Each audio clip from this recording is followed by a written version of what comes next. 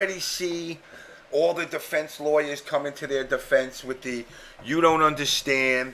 What they meant with the words to go kill and body were in reference to the gaming. Bullshit, motherfucker. You went there with an arsenal of weapons. An arsenal of weapons. You know, and it's sad, you know, somebody that's older. I'm not going to hold myself in a political oligarchy where I'm the top tier person here, but my generation, we didn't do shit like this. Plain and simple. We did not do shit like this. Yeah, you got into fights in the arcade, and half the time it sucked. Nobody went to an arcade to get into a fight. Nobody went to compete with the possibility of not making it back home. But we live in a society now where, you know, okay, the whole, you know, Black Lives Matter, White Lives Matter, Purple Lives Matter, I don't give a shit. Listen, the cops stopped something very, very, very, very detrimental to many people that were there, including people that we all know in the FGC that were attending this event. You know, and that's the thing that makes it really sad. Is we all know people, Markman, you know, D1, you know, the Justins and all these other guys. They came to this event. You know, and Godzilla, you're right. Humanity matters. You know, it's not a matter of what the... Listen, cops suck. I know a lot of guys that are cops, and I'm good friends with them. But, you know, the fact of the matter is being a cop sucks, and it's a double-edged sword because it's you're damned if you do, you're damned if you don't. You know, and, you know, exactly, Dusk PS. You know, if one of these guys, you know, a Justin Wong or a Markman who has a little daughter, you know, Tasty Steve, D1. Imagine if one of these fucking assholes that do dumb shit like this. We're worried about words like rape in a community where we've used to turn that word into how blacks would use the word nigger. We've gotten so gun-ho on the words themselves versus the meaning behind them. We're ignoring the bigger picture, which is there's people out there, and I'm not talking Al-Qaeda and terrorists and extreme jihadists and all this other shit. I'm talking about people in our community. People that are gamers that are in our community that have gotten so mentally unbalanced that they can justify somehow in their head. Listen, I hate every motherfucker I come across on Reddit. I sure as hell don't want to kill them. I sure as hell don't want to storm into the doors of Reddit and shoot people. You know, but it's sad that as a society, we have gotten so fucked up that we medicate everything that's out there. You know, just imagine, you know, again, it doesn't have to be the Pokemon Championship. It could have been Evo. It could have been CEO. Look, I'll tell you all right now, I hate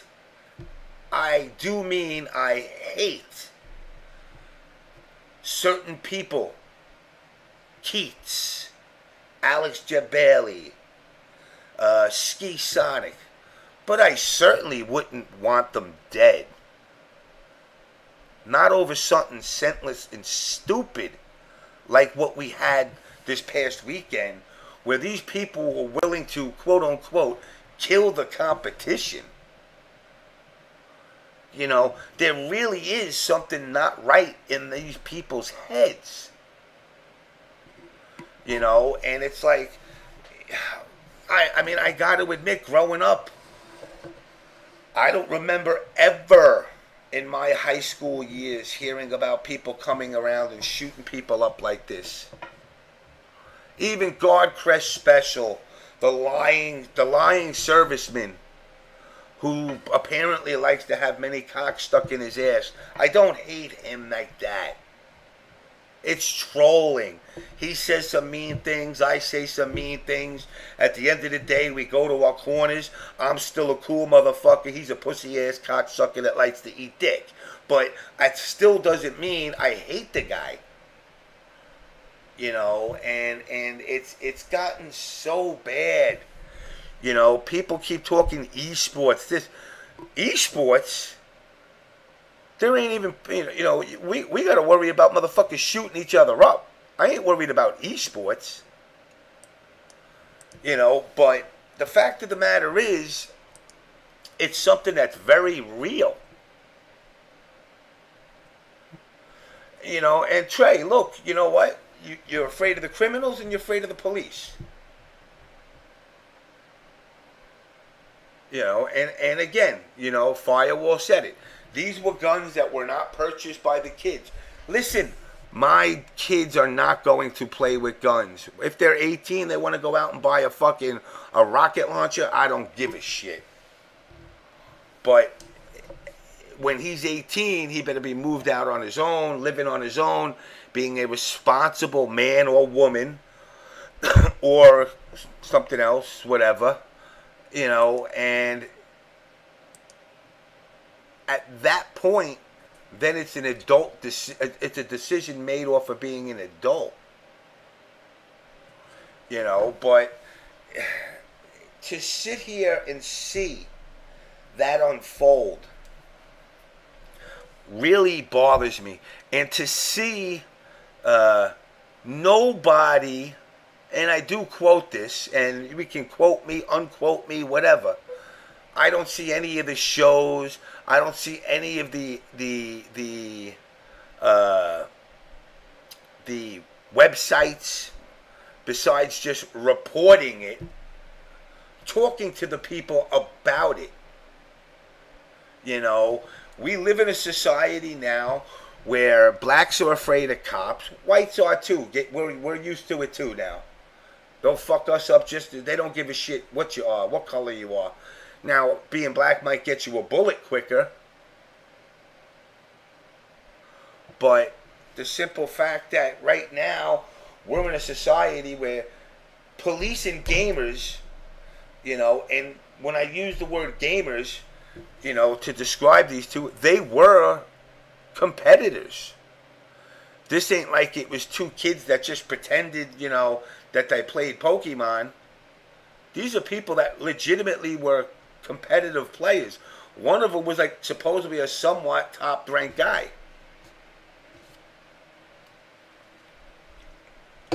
You know, but now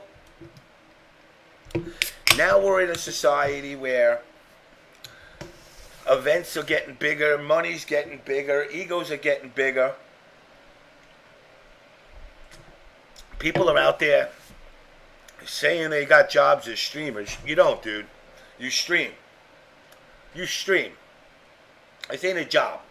I don't do this show and tell everybody I got to go to work tonight. I say, guys, I'm going to do a stream because it's fun. If I don't like it, I don't do it. But people got to realize, if yous don't handle yourselves accordingly, this will never, ever get taken seriously. If you don't think that whole Pokemon drama is going to trickle over to the FGC and the Smash community, you're out of your mind. I will put the pieces to the puzzle together right now. 1, 2, 3. Pokemon, Nintendo, Smash. Smash, part of the FGC, Street Fighter, Mortal Kombat. Anime. Everybody knows somebody in the FGC that's somewhat a little socially detached. And that's not necessarily a bad thing. That's who the person is. But the fact of the matter is, you got to look at people and you got to turn around and try to figure out, is it socially awkward, or could there possibly be I got a goddamn fly in my house and it's annoying me. Could that person potentially be a threat? Now, I'm not telling you to go fucking tie him to a bed, strip him naked, and search him down. Yeah, Harada was there, you know. But, you know, guys, when I keep telling people you got to police yourself, you really do have to police yourself. And you also have to police your group. You have to look into your group, whatever it may be. We're all part of the FGC. But yes, there is segregation. Street Fighter to the left, Mortal Kombat to the right, anime in the middle, Smash in the back. Whatever it is, whatever group you're a part of, you have to be aware of your personal surroundings and know.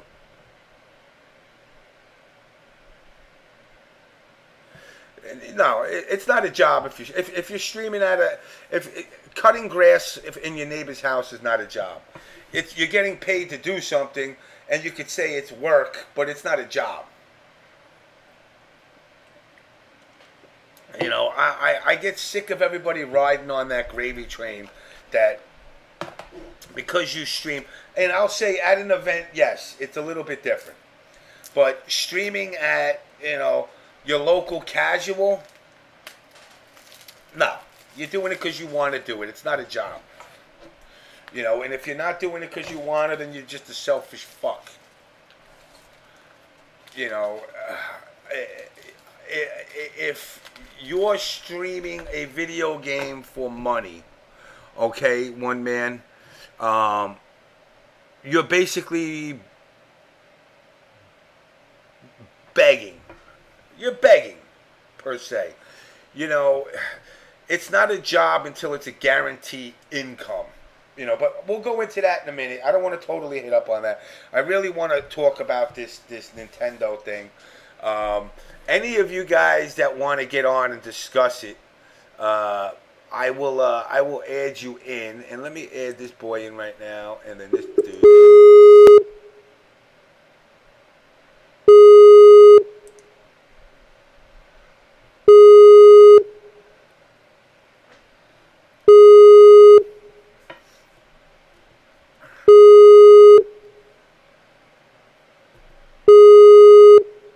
How the fuck did I get a picture of the fucking Empire State? What the fuck is that?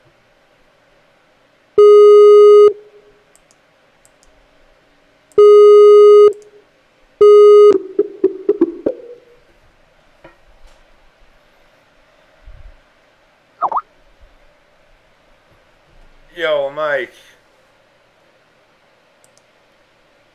I don't hear you, Mike. My bad, I had it muted. There you go. Yo. What's up, man? Yo, Mr. Trey, what's going on? What's up? What's happening? What's happening? You still playing that crappy game? Only temporarily, James. Only temporarily. Because the people like it. Just checkers. Checkers is more fun. Oh, I know. I'm just waiting for that Tekken 7. I know. So, dude, hell yeah. So again, like, you know, what I was saying earlier, I mean, what do you guys think about this whole thing with these two kids coming to shoot people up at events? What you miss, man, is I'm not sure if you know the ranking system for Pokemon tournaments, but they were both master class. Yeah, they were like 9s or something. Yeah, they were fucking up there. And pretty much what it was is a beef over them getting banned from a forum. And what? Again, this is the socially detached youth getting banned. Listen, if that was the case, getting banned from somewhere, yo, I would have shot a lot of motherfuckers by now. And I've been following the story, actually. They actually put on Facebook a picture of the guns on the trunk of their car when they were leaving. Like, who the fuck does that? That's just stupid. Bruh. Literally over... I didn't know it was over form. I thought it was like some shit where they were just nutty and it's like, bro, a forum, bro, for real? Oh no, they got in fight with an admin in a forum. He kicked them out, and they were like, "We're heading to wherever the fuck it was." New York. It was in New York. Yeah, they said they were heading there, and it was going to be like another Boston massacre. They equated it to Boston Massacre and to Columbine. Bruh. Yeah, I'm not even that shit, dude. Mm-mm. And it's just, in my opinion, it's just pretty much them thinking, "Oh shit, we're anonymous on the internet. No one's gonna get us for this anyway." With the security cameras and everything, and oh god, like what the hell, bro? Today's kids, man. That's why they need better parenting out here, bro. For real. No, ass whoop. That's what they need. Exactly. Mariano, turn off your video. Okay. Alright. Yeah, video just uses up too much bandwidth. There you go, perfect. Thanks. So what's up, Mariano? How's Argentina life treating you? Nah, great. I missed you. I just want to say that. I miss you too. It's been a while since I've been on here. What's up, Mr. Nightmare? What's up with you? Not much, man. Just been chilling. So what's your... I don't know, Mariano, if you guys caught wind down in Argentina about this Pokemon tournament, World Championship, with 2 kids in America that were going there to shoot people. Yeah, I saw the pictures. They are fucking nuts. Right on. You know, if that happened here, they would be arrested and had a life sentence. Well, hopefully we just take them out in the backyard somewhere and shoot them. that could happen too. You know, and it's again, it's the society. You know, I'm sorry, guys, and you're all younger than me. Y'all been bred in a society of pussies. And I guess maybe my generation's part to blame, because half of my generation raised all you motherfuckers. Like, really? Like, you know, I've had more fights in my lifetime than I can count. Never thought about picking up a gun to end the fight. Because it's permanent. And maybe that's, you know, maybe there is a correlation between gaming and the violence on the legit, which I hate to fucking admit, but you know, it's sad, because maybe if these guys weren't playing, I mean, I can't even say like fucking, you know, Pokemon, because it's such a non-violent game, but you know, Mortal Kombat, you know, Call of Duties. You know, these young 20-year-old kids are seeing this shit, and, you know, they're doing headshots on motherfuckers, and they see the guy coming back a half hour later, and they're going, oh, I guess that's the way it is or something. I don't know. But there's something there. There's some detachment that's going on where people have no problem picking up a gun and gunning down tons of people. They don't even care. They're not discriminating. They're not going, well, let's get the Confederate flag wearing people. No, they're just saying kill motherfuckers. You see, I don't even think video games got anything to do with it. Like, it's just, again, my opinion, it's just these guys being a bunch of little bitches. I mean, you know what? Why would you pick up a gun? I used to be a sympathizer and defender of video games and video game violence, and saying, you know, well, I grew up like that. I was fine. I've been playing video games and violent games forever. But, nah, dude, something's not right. It's just too many people, too quick. I mean, obviously meds, you know, I'll blame some meds that are out there and say they just kind of knock people off on the deep end. But there is definitely a correlation between video game violence. You know, I've seen it firsthand with young kids. You know, listen, you know, I was always raised with children should be seen and not heard. And I see the way some of these kids now talk to their parents, 7, 8, 9 years old. I was just talking to a friend of mine who just came back from Israel, and you know, one family, their kid basically told him to go fuck his mother, and the kid was 6 years old, and the parents went, ha ha ha ha, it's funny. Another one said go fuck his mother, and the parents kicked the piss and shit out of the kid. You know, and there's definitely a combination of that. Gaming desensitizes without a doubt. Listen, if you're playing a game like Mortal Kombat X, and I'm not trying to put Mortal Kombat on the spot, but let's look at the fatalities of now versus 1992. And you gotta say, like, you know, it's equivalent to watching Friday the 13th and the Saws. You know, in Friday the 13th, you saw an arrow go in and come out, and that was it, a little blood. Now the motherfuckers are sitting there playing with the motherfuckers' intestines.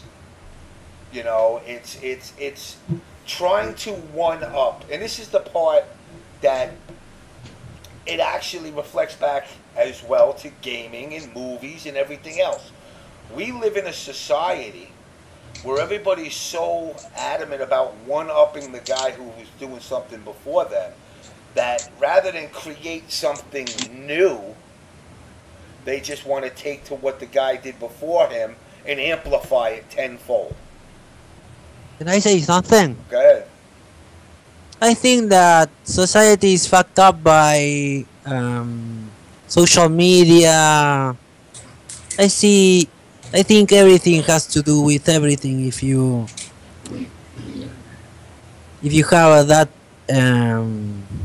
that way of thinking, but it's just my opinion. Oh yeah, no, social media definitely plays a you know, and it gives. Look, you know, I've gone to events and people are like, oh, you're a celebrity. I'm like, what the fuck are you talking about? In the internet universe, I'm a celebrity. In the internet universe, everybody's a fucking celebrity. Yeah, but you walk into the Starbucks and say, hey, I'm internet famous, give me a free drink, you ain't getting shit.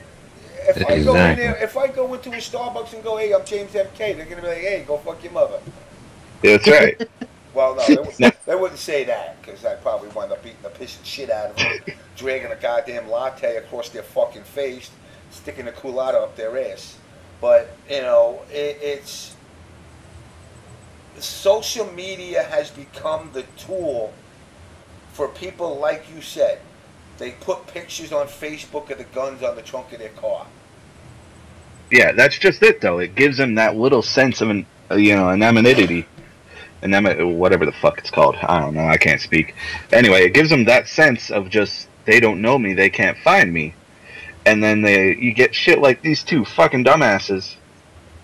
But at the same time, you know, I've talked to you plenty on Twitter. I've talked to you plenty, you know, by Skype, all that stuff.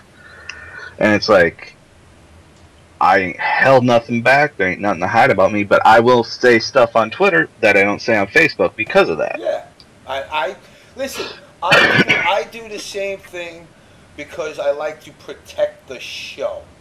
You know how many times I've seen people say something dumbass, super ignorant, or even if it's not dumbass, super ignorant, something that I adamantly disagree with on Twitter, and I tell her, you know, and I want to just tell this person, this chick, I want to skull fuck you, you're so stupid. And the reason I don't do it is because I know the backlash that will come will be felt much more mightier towards me than giving them their 5 minutes of fame to say that they were offended by the words that I was saying. You know? And that's it too. People are getting just way too offended lately. Like, you can sensitive, bro. Like, oh my god, you can't even shit talk people no more in a game because they be like, man. And they say something racist, you're like, oh, here we go. Yeah, last week, I just ducked. I got out off of Twitter the whole week just because people were whining and bitching over one stupid fucking comment. And it lasted, you know, Blow Up Tuesday to Final Friday. Wait, what? I can't even remember what it was, but someone, you know, hit the daddy button and then fucking all those big FGC celebrities got in on it, and it was a pity fest. I'm telling you. Oh, I must have been dealing with real life shit. Don't worry about that little bullshit. Yeah. Well, like I said, I got off there because I had real shit going on. Yeah, but you know, again, it goes to show you. I know everybody wants to talk their little Fantasyland esport crap, and I hear people talking on Twitter. Oh my God, ESPN, they covered fucking the League of Legends tournament this past weekend, and they covered fucking K-Brad and his Stone Cold Steve Austin dance. So what? They've also covered fucking Joey D and his fucking dog Fido and their frisbee tricks they do. They're not esports. Hey, that dog frisbee stuff is pretty cool though. Yeah, I know, it's better than fucking any game, I can tell you that. Oh hell yeah. But, you know, the point is, we're already, I see people already talking as if we're like, we're there. And I'm like, we're there for what? No, we're not. We're years away. We're there on ESPN's, you know, top 10 countdown where they spend 10 seconds and they go, yeah, hey, you know, this fucking knucklehead fucking jumped up like he won, and then he wasn't done, and they got blown up, and he lost his fucking match because he wasn't paying attention.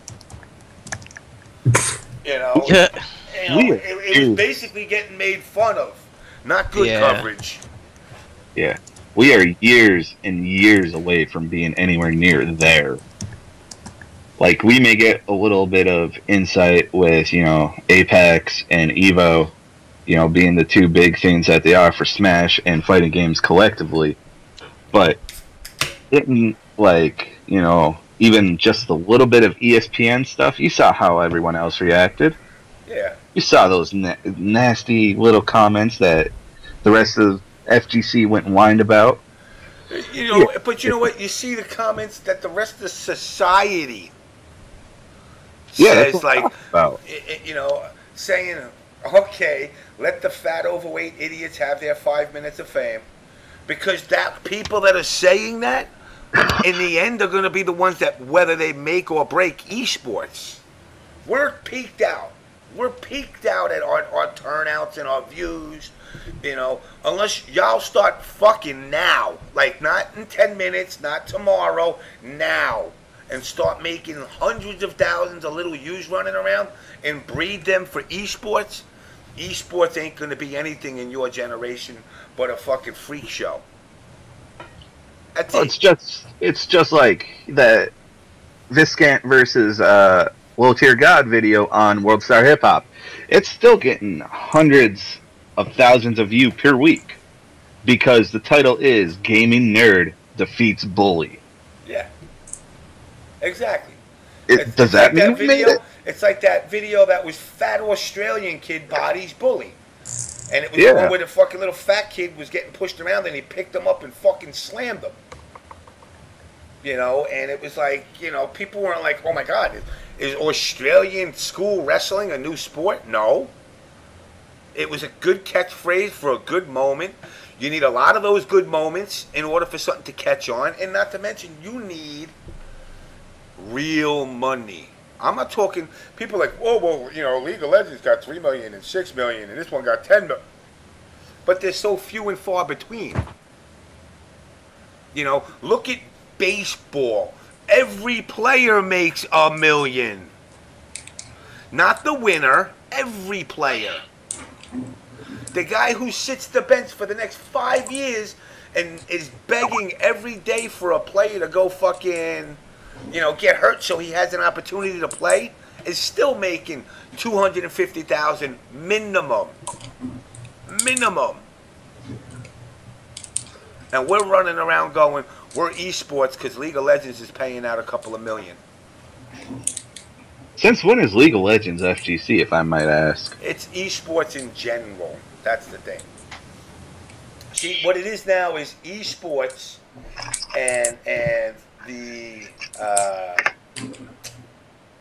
esports is kind of trying to encompass a grander picture. Because, see, the League of Legends guys, and you know, they're starting to understand they've peaked at their numbers. They're filling up stadiums. Madison Square Garden was sold out this weekend. But you need more reach.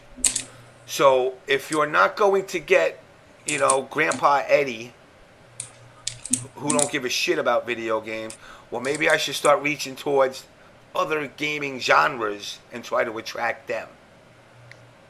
Because at least they're gamers. So I can pull some of them in. When MLG did the Mortal Kombat 9 and StarCraft at Columbus, it went really well for the simple fact that the way they did the layout, to the left you had Mortal Kombat, dead center, and to the right you had League of Legends. StarCraft 2. They put pauses between the games, so those people that were playing StarCraft had nothing to do but watch Mortal Kombat, which put more people in front of the seats, which made it look like it was selling a lot better than it really was. At the end of the day, 250 people, that's it. It's a wrap. And again, I reiterate this because the simple fact is, everybody, I look at all your fucking, not just you guys, everybody I come across, I look at your little bios on Twitter. Professional gamer. Really, motherfucker? How much you make? How much you make is a professional gamer? How much did PL make this year? Well, PL, he made a couple of bucks, though. PL made a couple of bucks, so I gotta give him props on that. I actually, speaking of PL and Sonic. Yeah, let me see if Sonic. Did Sonic message me back? Sonic gave me a possibly coming on the show.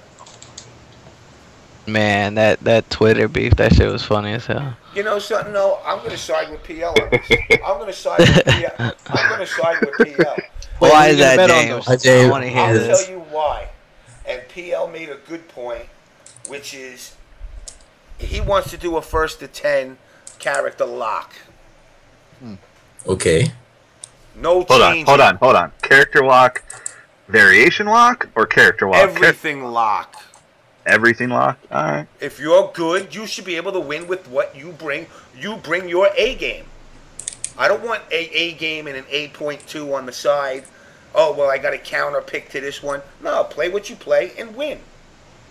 Sonic is the Aaron Black of the universe. Kung Lao is PL's aspiration. And I think they should both be locked in, and what you see is what you get. Now, Sonic has proven time and time again that he can produce, and I think, to be honest, I think he could do it without much of a struggle. But I think it brings, again, this is what also separates, true players from, players that are just tier whores. People that call themselves, professional gamers. I'm a pro FGC player. Really, motherfucker? How so? A real pro gamer could play with anything. I should be able to turn around. If you're a pro, I'm going to be like, you know what? Use Baraka. What? Yeah, use Baraka. And you should give me a run for my money. All right, now use Aaron Black. Oh, shit. Now I'm getting bodied. You should be able to pick any character and know what to do and be able to... That's what separates professionals from amateurs. Now, Sonic has a wallet right now that proves he's a professional. Professional pool hustler. Not a professional gamer. Professional pool hustler. Again, I put out there with this whole sponsorship stuff. 99.9999999% of y'all sponsors out there are fake-ass motherfuckers anyway. You ain't sponsoring. Sending me to an event is not a sponsor. What happened with Zeron? And that's the thing.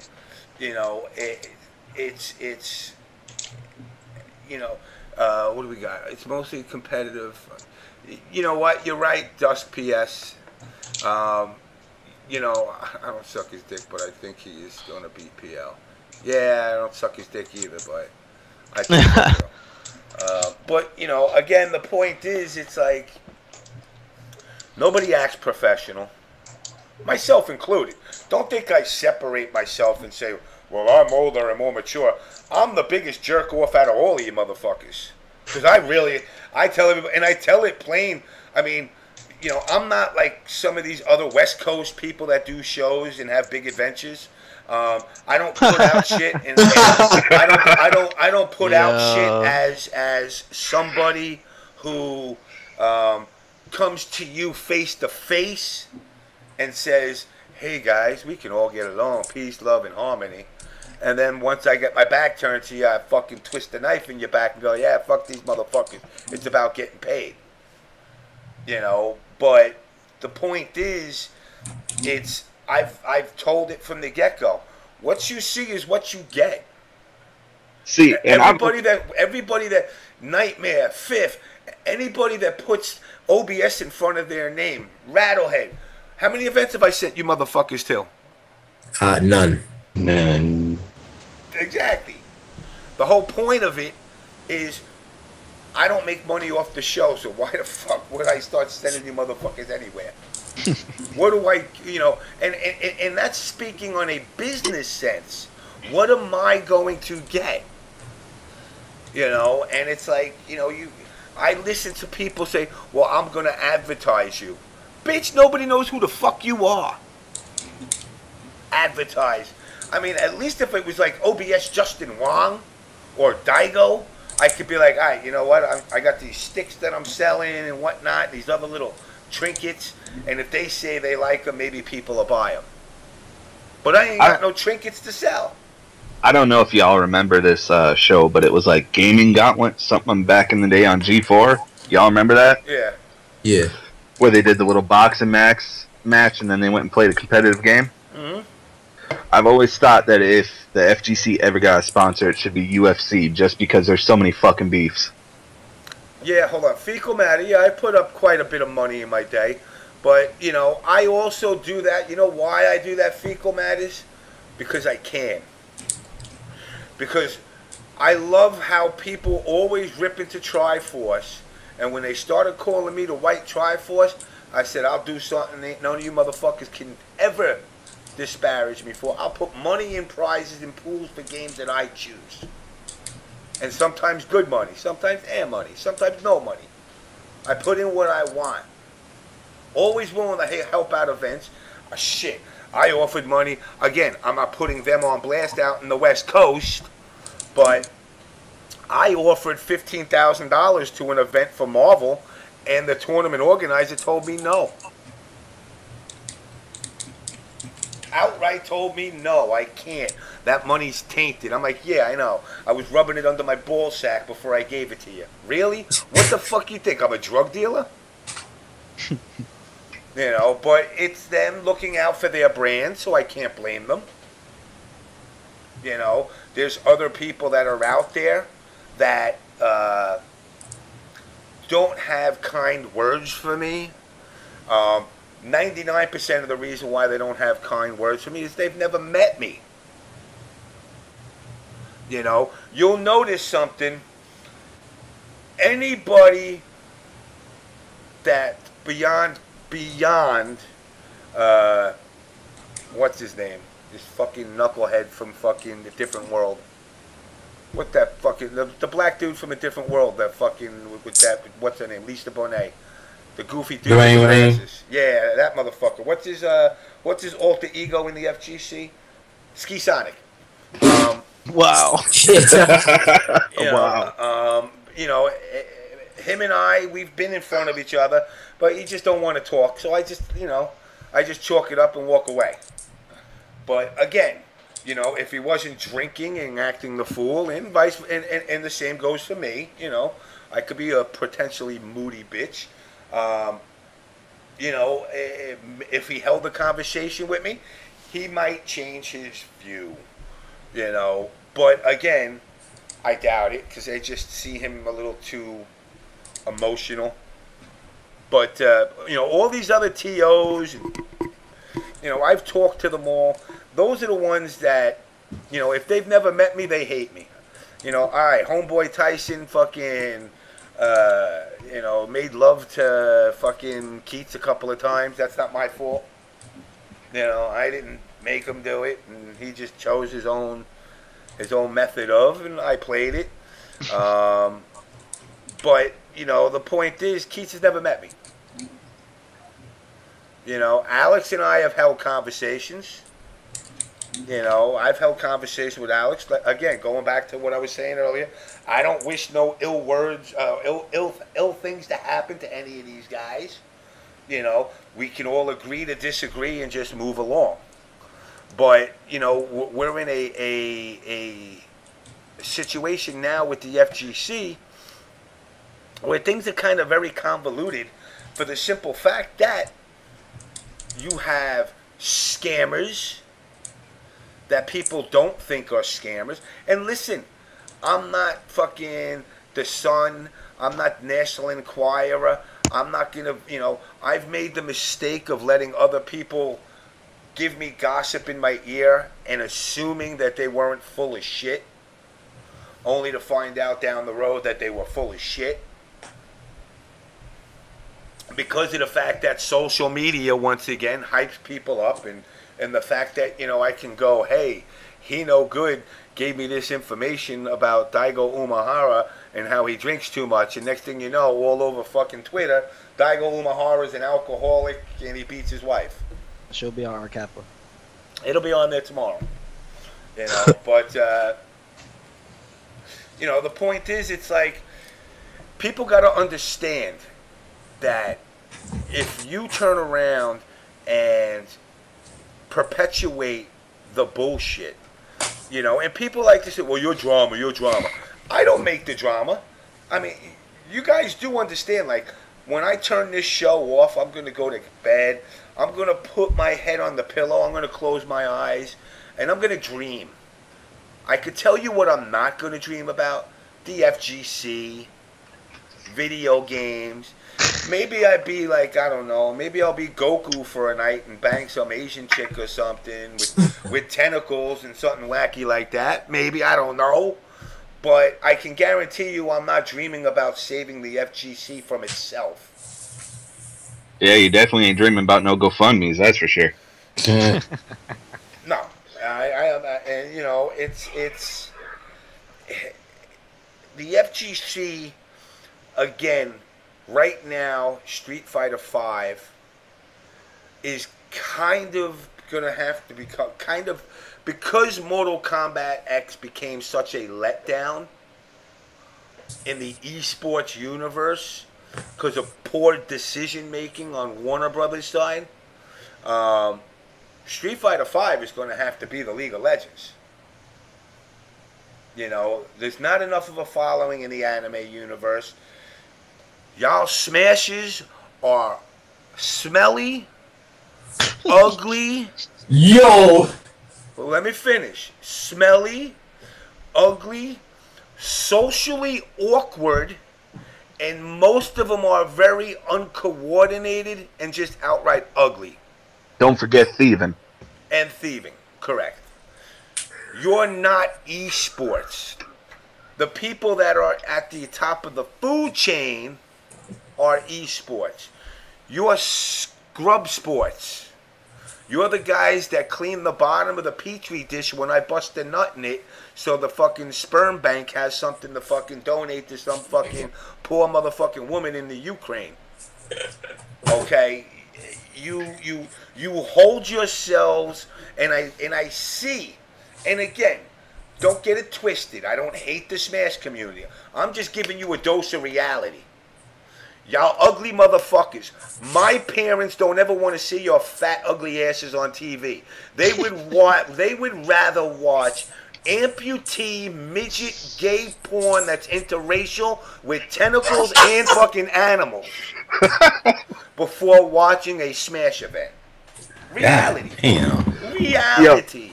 Yo, smashers are that kid in the back of the class. His parents always send him to school with an egg salad sandwich, and no one wants to fuck you. Fuck you and fuck you, because my mother used to do that. Egg salad. Oh shit! And yo, I put that shit in the cubby, and there was little Billy on the other side, and his mom gave him like ham and cheese. Guess what he got for lunch when he went back for lunch? Fucking eggs. I bet, no, man, my mama made this. My mama made this, man. Nah, man, my initials BS are on there. I'm like, bullshit. My mother called me bullshit in the morning, and this is what she gives me. It ain't yours, man. Your mother called you egg salad boy. That's your shit. And I used to switch that shit up on that motherfucker every day until he got smart and started leaving it in his actual desk. See, but you weren't the kid eating it in the back of the class. These are the kids eating in the back of the class, smelling the place up.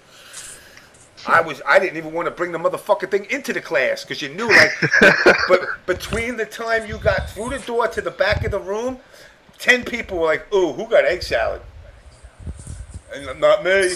I'm allergic to eggs. That's what I would tell motherfuckers. I'm allergic to eggs. Really? Okay. I'm like, yeah. If I eat eggs, I die. And they would be like, oh, it can't be Jimmy then. His mother wouldn't send him to school to die. But, man, I used to switch it.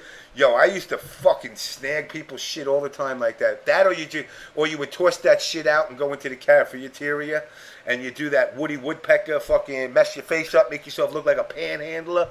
My mama didn't feed me. And they'd be like, oh, well, we'll give you a lunch today. I'm like, thank you. Oh, it's That's what I used to fucking do, man. James straight hustling for a lunch. It's Friday, but you know what? We have a couple of pieces of pizza we were gonna have. Really? No, you don't have to do that. I'll eat these napkins. No. Yeah, I don't want you to tell my mother because my mother will beat me. Oh, well, we won't say nothing. God. We won't say nothing. And I did that shit when I couldn't get rid of the egg salad. And what was just as bad as egg salad, by the way? Motherfucking cream cheese and jelly. Oh, shit. What the fuck is that? Especially, like, when you got into the months of, like, late May, June. Oh, no. And that fucking classroom was like an oven, and you open that shit up, and it looked like your mother just poured a fucking container of milk with some jelly on it. She was marinating. Wow. But, going back to the Smash guys, you're just awkward, dudes. You're not worth the money. Nintendo isn't dumping anything into you. Shit, Nintendo was like, yo. They were like, yo, fuck these Smash niggas. Let's go over to the goddamn fucking Namco guy and make Pokemon and make that something. And then make it Wii U exclusive. Tell Sony and PS4 eat a dick. Namco, sorry. Nintendo's like, yeah, don't worry about it, Namco. Fuck those motherfucking Smashes. We made the game and we already made the money off of their asses. Let's move on to the next adventure. And that's what they're doing. Wow. And it's like, it's the writing is there. Smash has the numbers. Smash is a community overall, brings numbers to the table. But again, it's about, we'll pretend we're all politicians. It's about reaching across the aisles. And these motherfuckers are such I listen to guys. Here's where their problem is. Okay, Mike, Trey, Nightmare Fifth, and Hino Good. All 5 of you guys live in the state of New Jersey, New York, or Connecticut. You all run Smash little regional get-togethers. What's better to do, Mike? To do your event on one day, Trey on another, Nightmare on another, Fifth on another, or just step all over each other's feet? Just do it separated in days. Exactly. Yeah, it's the only fucking way to do it. Smash don't do that. You gotta be like, yo, we're holding Apex Mini. Okay, when? October 23rd. Cool. Hino Good be like, I'm holding the Hino Good Fest. When? October 22nd. Where? 900 miles away from the other event. Don't worry about it. But it's in a strategic location where now people got to make decisions. So you're just splitting your scene up. and that's gonna hurt your scene overall. And they do it like you wouldn't believe. They do it like you wouldn't believe. I mean, they're holding like, I guess, local, decent-sized locals and regionals like on the same weekend. And I'm like North Jersey versus South Jersey. Not even like California to Connecticut. I'm talking like 70 miles apart. And then they're getting mad that the other one's not moving their date. And I'm going, really? I wouldn't move my date either, especially when you just decided to tell me. You know, just like with the Street Fighter with Biggie and NEC, and then everybody got on my dick saying, you know, oh, you're going after them. Yeah, but you want to know something? Say whatever you want. It made them aware. You know, I had some West Coast cats out there talk to me, and they're like, can you just kind of take it down a notch? Oh, yeah, I'm not. I said, and I said to them, I said, I'm not mad at you guys. You know, speaking of Capcom, I'm not mad at Capcom. I'm not even that mad at Sony because it's a business decision. See, right now, Sony ain't got shit. Sony ain't got dick. They got no games that make me... They got no games. They got a system. And the only way the system sells is if the games sell. Well, you have a game a company you just bailed out called Capcom. So you're doing a experience event. What do you got to? What are we going to experience? What are you going to tell me? Metal Gear? Is that what I'm experiencing? Street Fighter V in 2016, or I could play Broken Beta. You know, and it's even with Street Fighter V though. It's not enough. They took a huge fucking gamble just on that game alone, because if that game doesn't do good like, you know, the entirety of Street Fighter 4 did, they just lost a shit ton of money. You know, and it's funny, you know, Godzilla, you're right.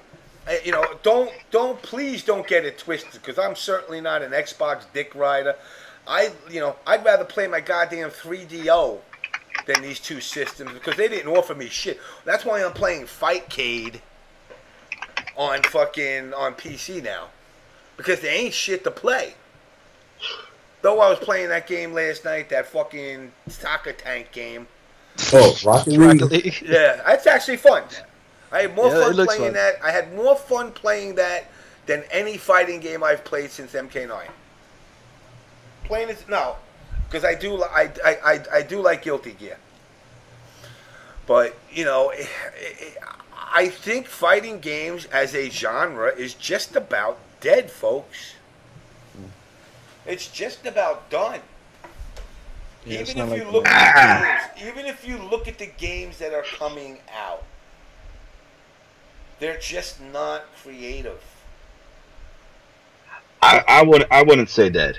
I wouldn't say that. I'd say maybe we're going into another little sleep like we had, you know, before 2009. Yeah, but and then about 13 years from now. I mean, 13 I years agree from with now. you on that. I agree with you on that. I mean, it's not dead. It'll always be there.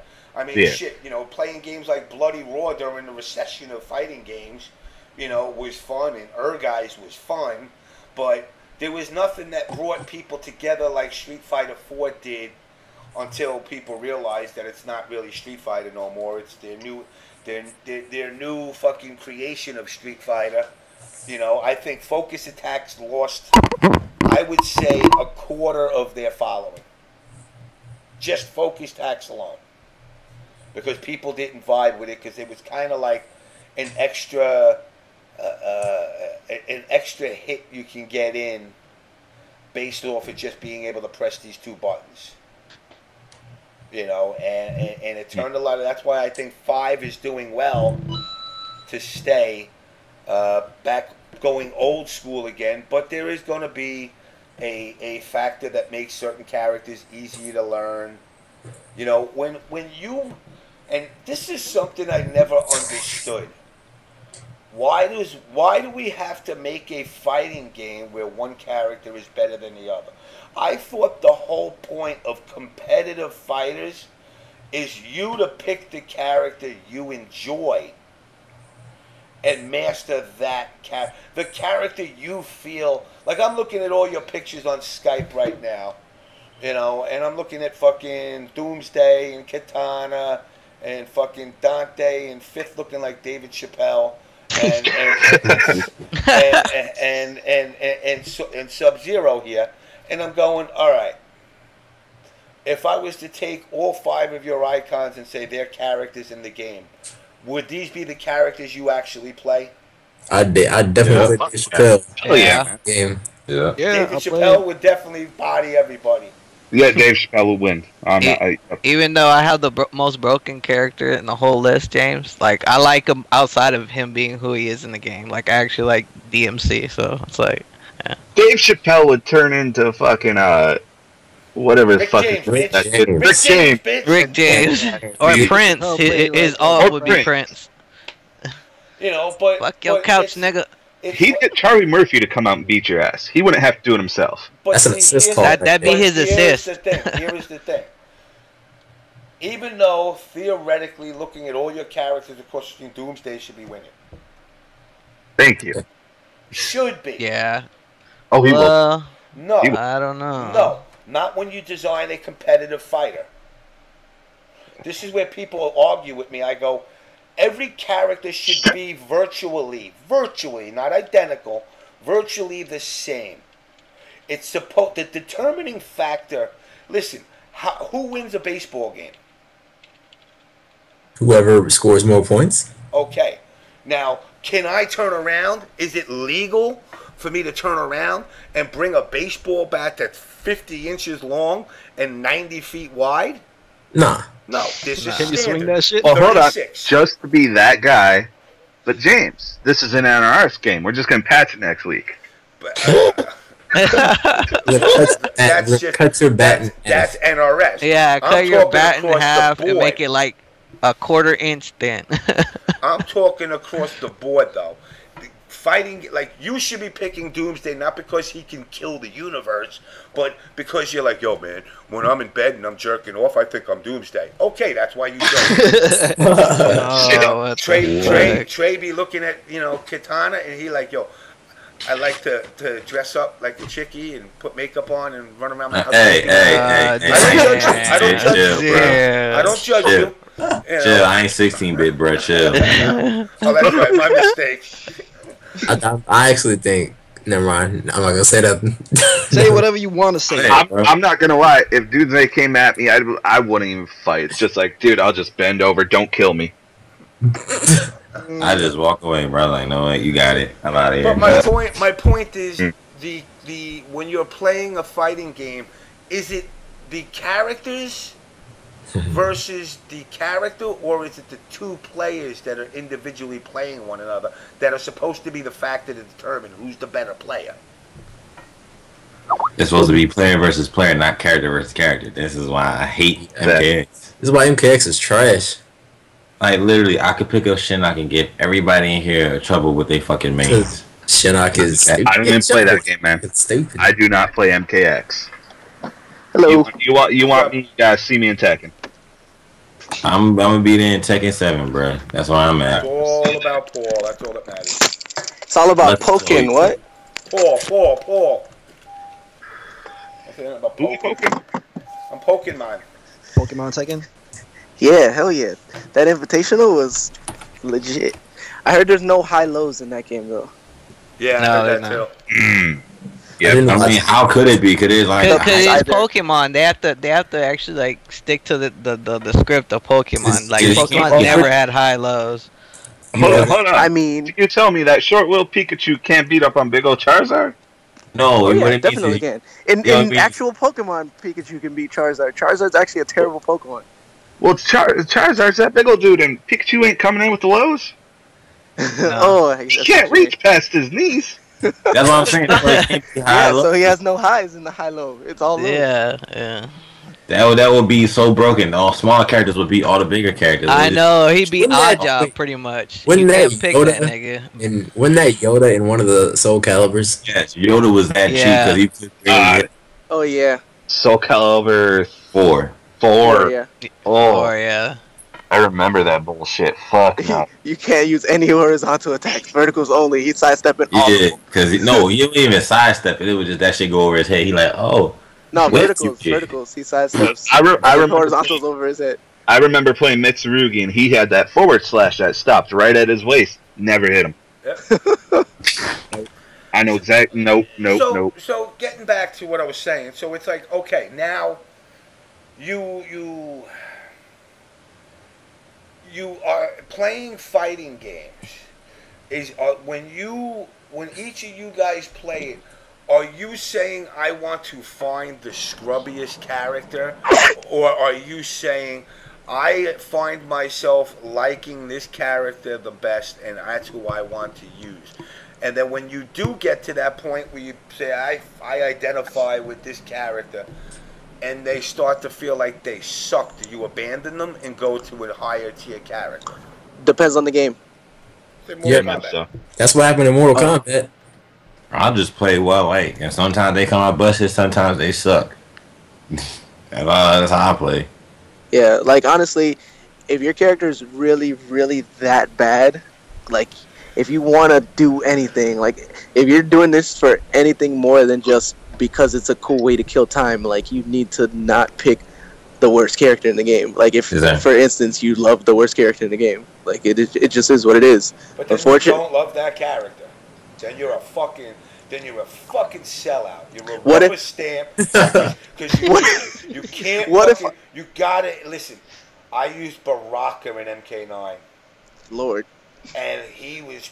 Baraka was fun as hell, though. Baraka was fun as hell. But because of you made him fun. What was good about Baraka was what you did. You did. I didn't watch a Trey Pound video of Baraka Tech. Baraka was like an open world character. Yeah, you're still limited to what you can do, obviously, you know. But you know, when I'm anti-airing people with my up 4, that's like 195 frame startup, and I'm anti-airing you with it, people were like, "Yo, what the fuck?" And that was the reward to playing. Now, I'm obviously never gonna make top 8, right, with my 180, but I stayed loyal to him.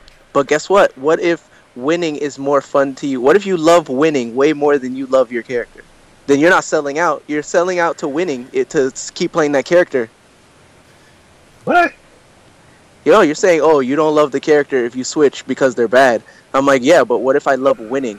Like, what if I love winning top 8s? What if I love winning tournaments? Then I love that more. As a character that you enjoy playing, then I would tell you, learn grime with your character like I did.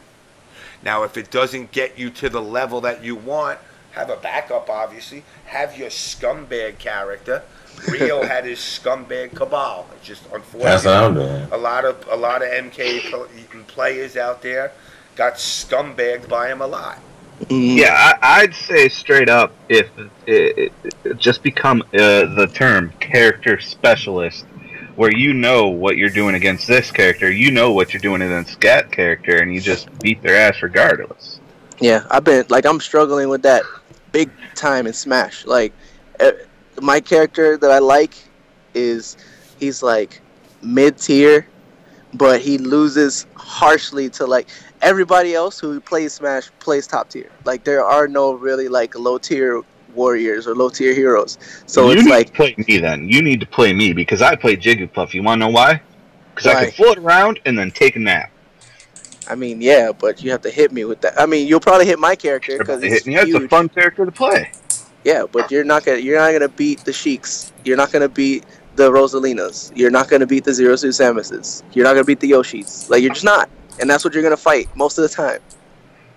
As much as you love Jigs, like I like Jigs, but like you just can't. You can beat people in like pool play, but if you make it out of pools, like you better not pick Jigglypuff again. Then you change it up. I agree. I see. Like I can respect that kind of maneuver. Okay. All right. Cool. I could respect that. Because, you know, at that point, it's like, you initially play these games because they're fun. If you woke up one day and you bought a fucking Nintendo because you thought you were going to become the esports champion of the universe, I'll call you a lying sack of shit.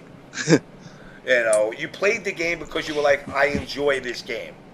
You picked a character because you were like, yo, I mean, I don't know how you motherfuckers be picking Jigglypuff. That fucking thing's, it's just a fucking, a tub of fucking Crisco with a smiley face on it. But what's not to love about that? You know, I mean, hey, look, to each is his own. I don't judge, you know. Sometimes you're an Olympic winner. Sometimes you're a chick on stage getting awards. It's not my fucking gig. But, you know, it's like you have to be able to enjoy the game while you're winning. Just winning and becoming robotic. Like, I don't think Sonic enjoys the game. He'll tell me he did different. But I think he plays because he feels like it's what he's supposed to do. I think it's because he's almost ready for college and that shit's expensive, so his tuition fund is looking pretty nice. No, I'm kidding. Now, yeah, Kirby. I see Godzilla. Kirby. The fuck is Kirby? Fucking Jigglypuff's incestual cousin? I mean, Kirby. Pretty much. Kirby, first of all, is older than Jigglypuff. So Kirby's a classic. Jigglypuff is a classic for 90s kids. But yeah, no, Kirby's a better character than Jigglypuff in every Smash game except for Melee. So, I mean, Kirby's a pretty strong pick by today's Smash standards. It's all about the Ice Climbers. Fuck that. The Ice Climbers were also top tier in Brawl, and they were high mid tier in Melee. I mained Ice Climbers in Melee. Like, every game, I pick my character for a different reason. Like, I use Leo in Guilty Gear. I use Leo in Guilty Gear because he doesn't have super elaborate, complicated setups, but when he touches you, he's doing a lot of damage with a few hits. My mix-ups are simple as hell, but they're just tricky enough that I can open you up. And when I open you up and I knock you down, it's you can play Sin too, man. Huh? I play Sin. He does the same thing. Yeah, but Sin is also like super top tier, and like I don't want to tier whore. Let me ask you this: did Smash come out for the 3DS yet? Yeah, it was out since like October. Wii U. It was out before Wii U, man. Was it? Yeah. How is it? I like it. Oh, I don't own Smash. That's my main game. Like, I bought my Wii U, like you said, you don't just buy a Nintendo because you want to be like a champion. I bought my Wii U because I was tired of losing to people who were practicing on Wii U and I was practicing on the DS, and like I couldn't execute properly. So I bought a Wii U. That's the only Wii U game I have. I can understand that. Because, I mean, again, you know, sadly enough, you know, Triforce will disagree with me. I mean, 3DS sold fucking amazingly, but between the Wii U, Sony, and fucking and Xbox blown fucking one, all three of these systems suck ass. They do. None of them brought real tech besides controlling a fucking screen from one screen to another. You know, nobody brought nothing to the table that made technology goofs like me go, wow, I gotta have this. It's about the games for me. Straight up, the only console I own, like actual console, besides my Xbox upstairs, which is just a Netflix machine right now, because shit, fuck no. The only thing I got is PS3. I mean, I got that fucking the little fucking soccer basketball. I mean, the soccer card game. Rocket League. Rocket League. I was playing that yesterday. That's fun. And then I got that fucking sword game with the fucking Commodore 64 looking graphics. What the fuck is that? Nidhogg? Yeah. Oh, Nidhogg's fun as shit. Yeah. And then I got Injust Ass because I got it for free as a Sony Plus member. Hey, you can't beat free games. I missed free. I was like, free? Really free? Still, fuck that game. I was like, I want it anyway. I mean, I got it's it in your library though. Yeah, I'll be honest. I still enjoy me some Injustice. It's fun as hell still. I like that game. Smoking crack. No, but the problem is I'm a little redneck in the middle of podunk and ain't got nothing fucking else to do. Yeah, but then you ain't doing the bullshit I did. Should I go cow tipping or? Oh wait, I got that Injustice game. I'm gonna go give that one a shot again. This time I'm gonna make rules when I play. No lows, only allowed to hit them with highs. So it's around me. It's do I go to the meth lab tonight and see what they're doing, or do I play video games? Yeah. I'd be more entertained at the meth lab, to be honest. Yeah, until you blow up. It might blow up before you walk in. There's a chick with the no teeth that come in. Oh, we have parties. Hey, I feel like dumb blowjobs is the best, bro. I feel like there are games out. It's just like most of these games. It's just it does nothing for you. No. Not like the classics. You know. Yeah, like I'm sad. Like I'm not gonna buy. Gears of War came out today, and I love that series. But like I'm not gonna buy an Xbox One because I'm gonna play Gears of War and Killer Instinct, and that's it. You play on Metal PC? Gear is getting bought. Oh yeah, Metal Gear next week, bro. Oh yeah, game of the year, free. I need the closure with the Metal Gear series. Yeah. Yeah, man. That series was too godlike. They're gonna be like, we're gonna go back to Metal Gear, the teen years. I'm And then telling you, they're gonna pull a God of War on you. You're like, yo, man, motherfucker offed himself. That's some crazy shit. And Kojima's not gonna be the one working on that one. Yeah, it won't matter. A lot of people are not gonna buy it. It's gonna tank because Kojima's gone. Yeah. So, the first thing I'm gonna do when I get my copy of Metal Gear Solid 5, I'm gonna take a Sharpie. I'm gonna be right at the counter, and I'm gonna put Kojima's name right over Konami, and I'm gonna circle it. You see, that's the one reason that game's gonna sell good is because it was Kojima's quote unquote last game. Yeah. And that's the only reason it's gonna sell good. And after that, it's just gonna be like, you're fucking gone. Yeah. They already. Dust PS said HoloLens. Fuck out of here. HoloLens. Some 3D Minecraft. And everybody's like, man, that shit looked amazing. I'm like, you guys do realize you weren't like what you saw is not what he saw. You just do realize that. And where the fuck are we getting money for HoloLenses? Exactly. Yeah, right. Yeah, they're gonna be about 8. Yeah. Yeah, they can do crowdfundies. Like, y'all need that new HoloLens, bro. I lost my bag of money at NEC. My doctor said I have astigmatism and nearsighted, and the only thing that can help me is if I wear HoloLens. So can you guys help me, please? Go to my GoFundMe. Oh God! Stop, James. Stop! Don't talk like that. Hey, Does that create that's Patreon? how they talk though. James, you sound like Neto. Oh my God! Do not bring that. I like the concept. But how long am I supposed to go stand on the street corner to pay for that shit? Yeah, I know, right? Fuck no. Well, I don't know. It depends how hot you are.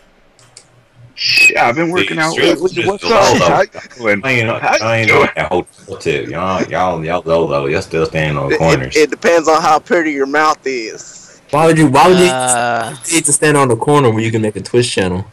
Dip your finger in this Kool-Aid real quick. What?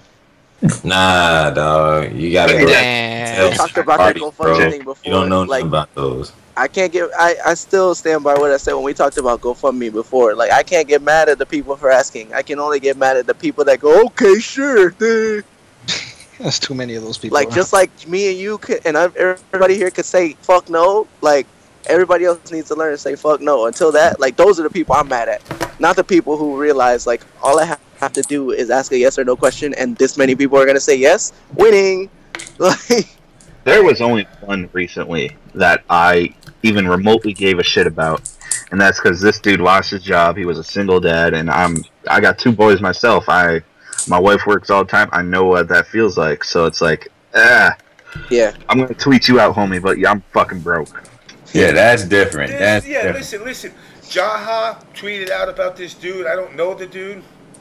You know, he's got a blood disease. He's got 2 kids. That's, you know, this ain't, I want to go to NEC and have some spending money. Get the fuck out of here. Nah, like, if it's somebody like, oh, they lost their stuff in a fire, or they like something where it's like important, where it's like they just need a little extra help. That's cool. Yeah, that's cool. Like, but if you put your bag down, fuck you.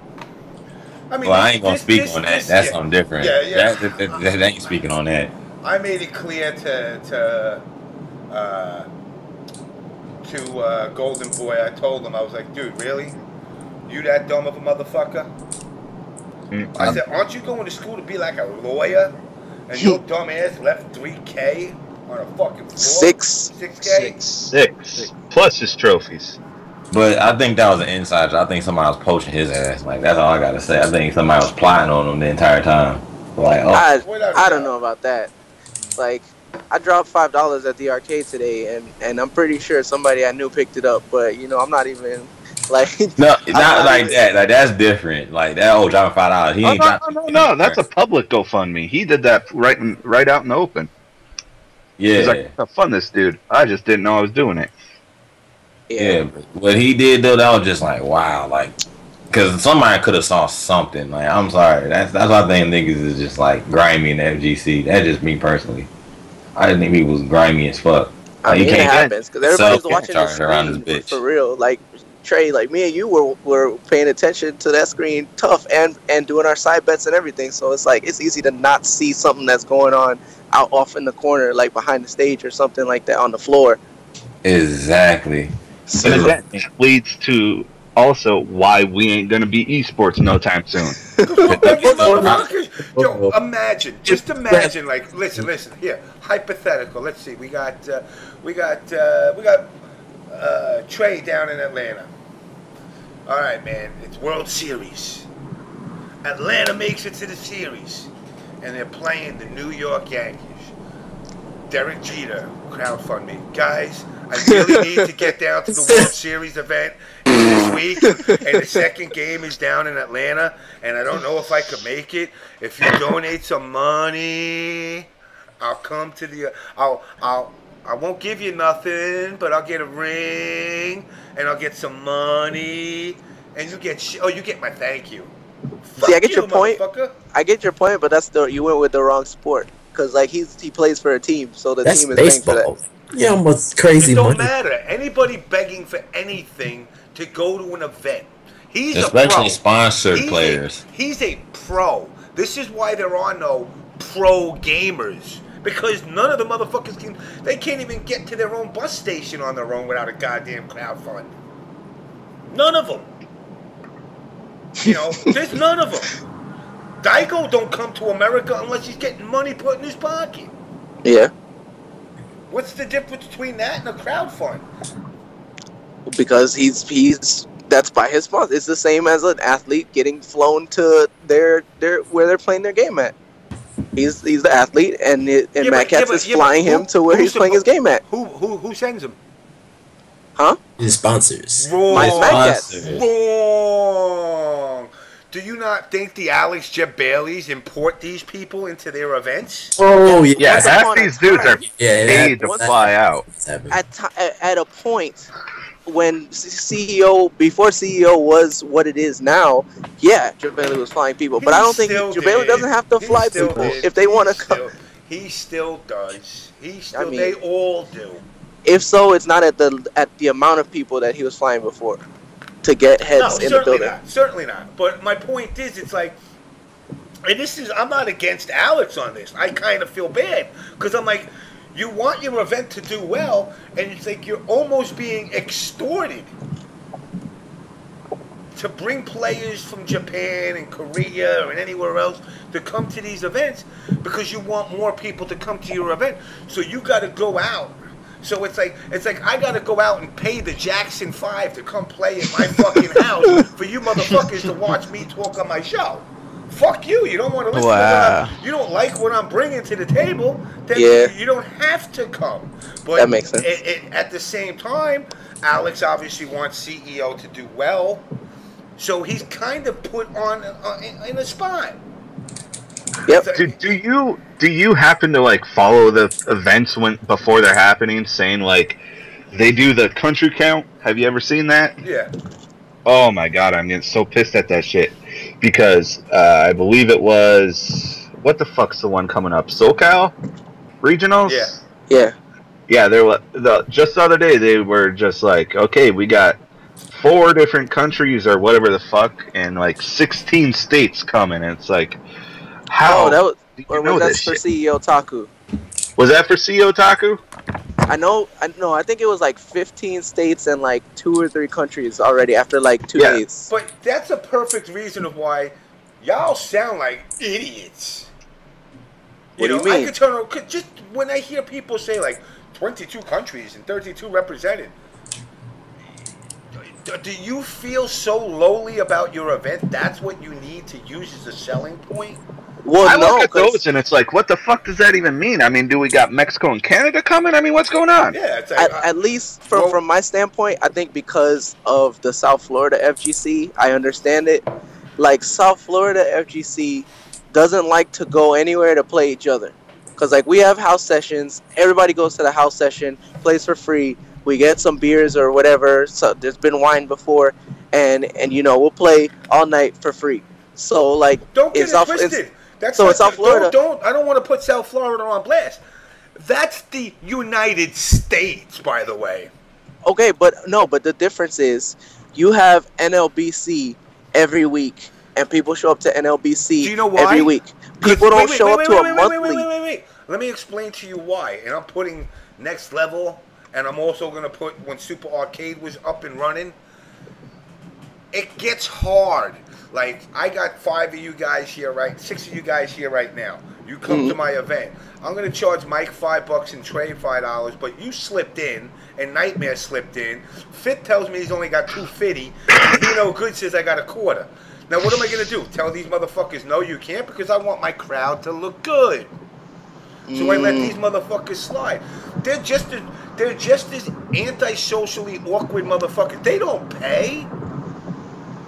You know what the best line I hear at these at Next Level Battle was the best line I heard. Spooky streams it, correct, guys? Yeah. Arturo helps him stream it, right? Right. Why is there motherfuckers that I ain't never seen in my entire life? Oh, I'm working with Spooky on the stream, so they get in free. That's the grimy shit these motherfuckers do. Yo, when we were doing VSM, it was a $5 a head to get in. We had 40 people every Thursday showing up. Out of 40 people, if 10 of them paid $5, that'd be a lot. Sheesh. See, that's the behind the scenes shit. I had no idea. That's probably why. Because I used to host down here a monthly, and I couldn't get a 16-man bracket for Street Fighter. But then you go on Mondays to the LAN Center, and there's 20 guys in there. It's like I told you guys a month in advance. Every Monday in here, I was like, this tournament's going to be this Saturday. And then nobody fucking shows up because they have to pay venue fee and entry. Oh, I hear you there. Me and a couple guys, we run weeklies out of a bowling alley. And yeah, I know that's kind of down there, but oh well. But we got maybe a total of 10 people showing up every week at most. And yet, there's another group around. They do mostly just Smash. Fucking, we got all the other guys who were supposed to come to our shit going to that. Oh yeah, our Smash Weekly has 100 entrants near every single week, and we couldn't have our Street Fighter bi-weeklies died because they're like, oh, I just played this guy at his house the other day. I played everybody, and I didn't have to pay. Oh no, you go ahead, finish. And they're like, oh, well, I know who's gonna win, so why am I gonna go spend my $10, my $20 just to give it to him, like, or just to play him? Because I just played him at his house. Like, I don't need to pay him money on top of playing him. Like, this is who's going to win this tournament, so what's the point? Like, that's how everybody is down here. So it's like, what they look forward to is majors or tournaments out of the area, because they're like, now I get to play different people. I played the top people in South Florida till I was blue in the face, and I know where I stand. But I don't know where I stand on the grand scheme. Maybe even though I can't beat this king of Florida, I can beat the king of Orlando, or I can beat the king of Atlanta, or I can beat the king of St. Louis. And then I can at least say, even though that I can just say my scene is that much stronger now, because the only guy that I can't beat is the king in my scene. So that's why it's good to. That's why it's good for them to be like, oh, different states, different countries are coming, because of people like that. They're like, okay, well, fuck trying to beat this one guy in my own town. At least, maybe I can say, at least I can beat people from other towns. At least I beat Sven from Iceland. Right, right, exactly, and that's the mentality. Right. That's pretty much the same way of advertising. Hey, we got this guy coming in from 3 towns over. Come try to beat him. Listen, I got this dude coming to my event. He's missing his left arm and his right leg. He's blind in 70%. He's deaf, and he can only use a controller with his nose. But he's going to be at the event, and if you get him in your pool, you got a damn good chance of getting out. I heard of that guy. Didn't he call out Broly Legs in a money match? Oh, God. Oh, damn. Damn. Come on now.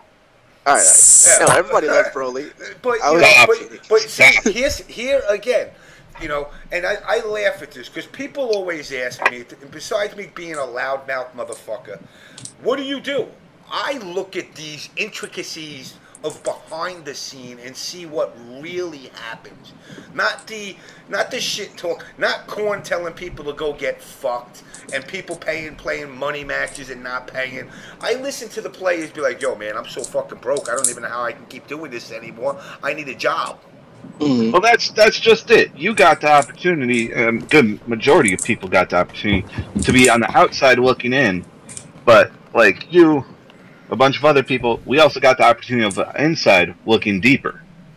You know, and what I see is it cannot become esports in the current situation it is in. You guys, the FGC, not Henry, not Spooky, not Watson. The FGC destroyed Super Arcade. The FGC destroyed Next Level. You didn't support it. How long do you expect somebody to shell out money and pay a good amount of money? Why are you saying holy shit, by the way? Oh, no, because I'm driving. I know, and I hear you directional. The light turned green, and this freaking idiot was halfway in my lane, halfway in theirs, trying to turn. I'm trying to go straight, and I can't move because they're not turning, and the light's green. I'm like, what the fuck are you doing?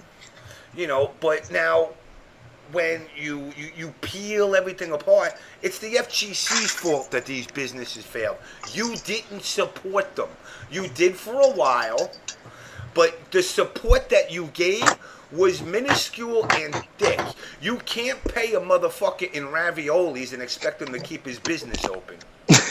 Yeah, that's what a lot of people ain't understanding. Is a lot of these places, they got rent, they got utilities, shit like that. No, you should do it. I thought you were doing it for the love. Fuck you, love, yeah, motherfucker. Fuck that. No, I support the bowling alley we're at. They accepted us in. They treat us like family now that we're there.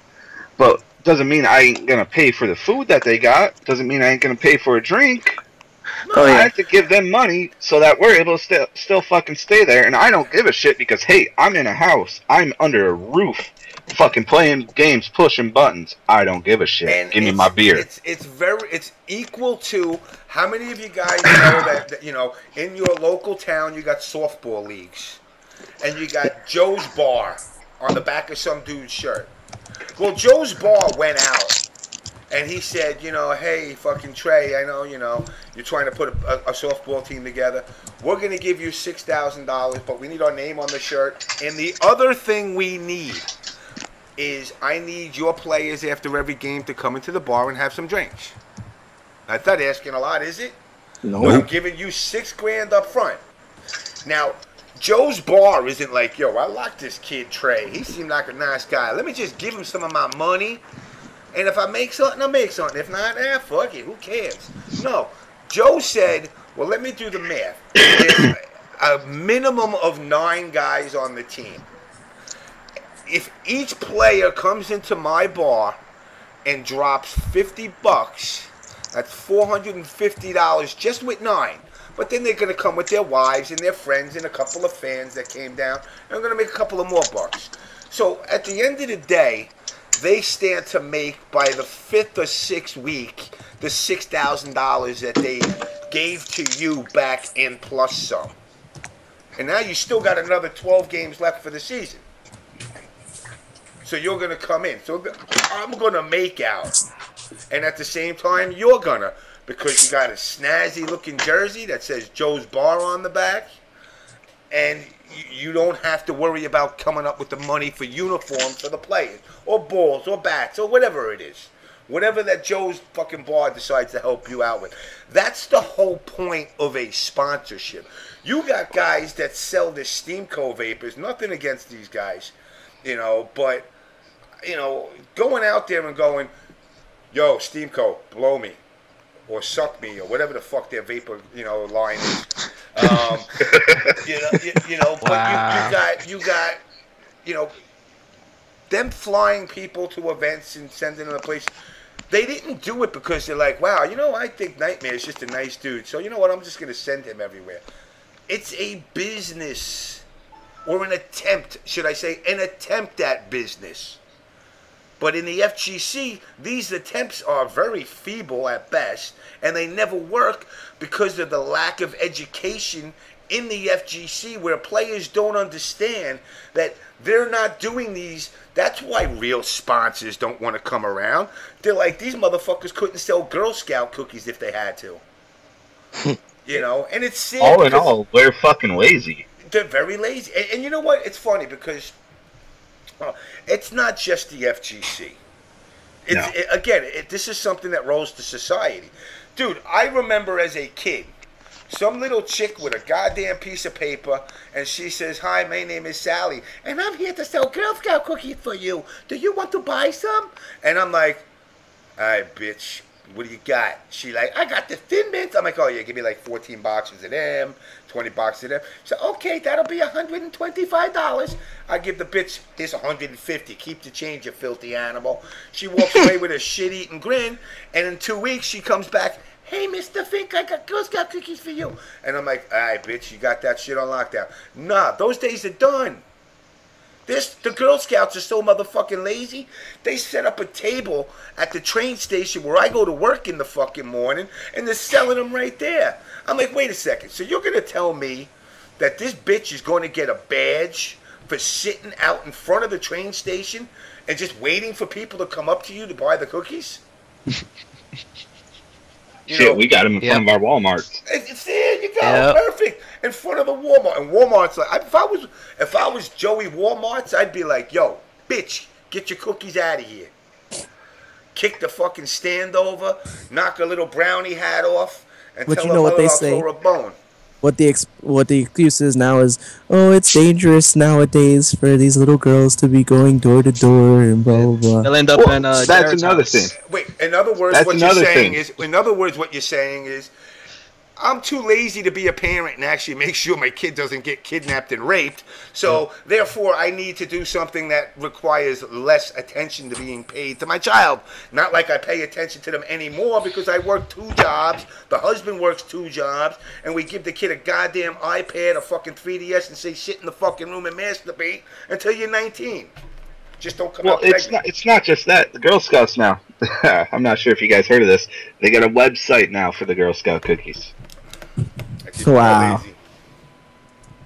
Like that's fucking lazy. You know, and one man strike says it's best.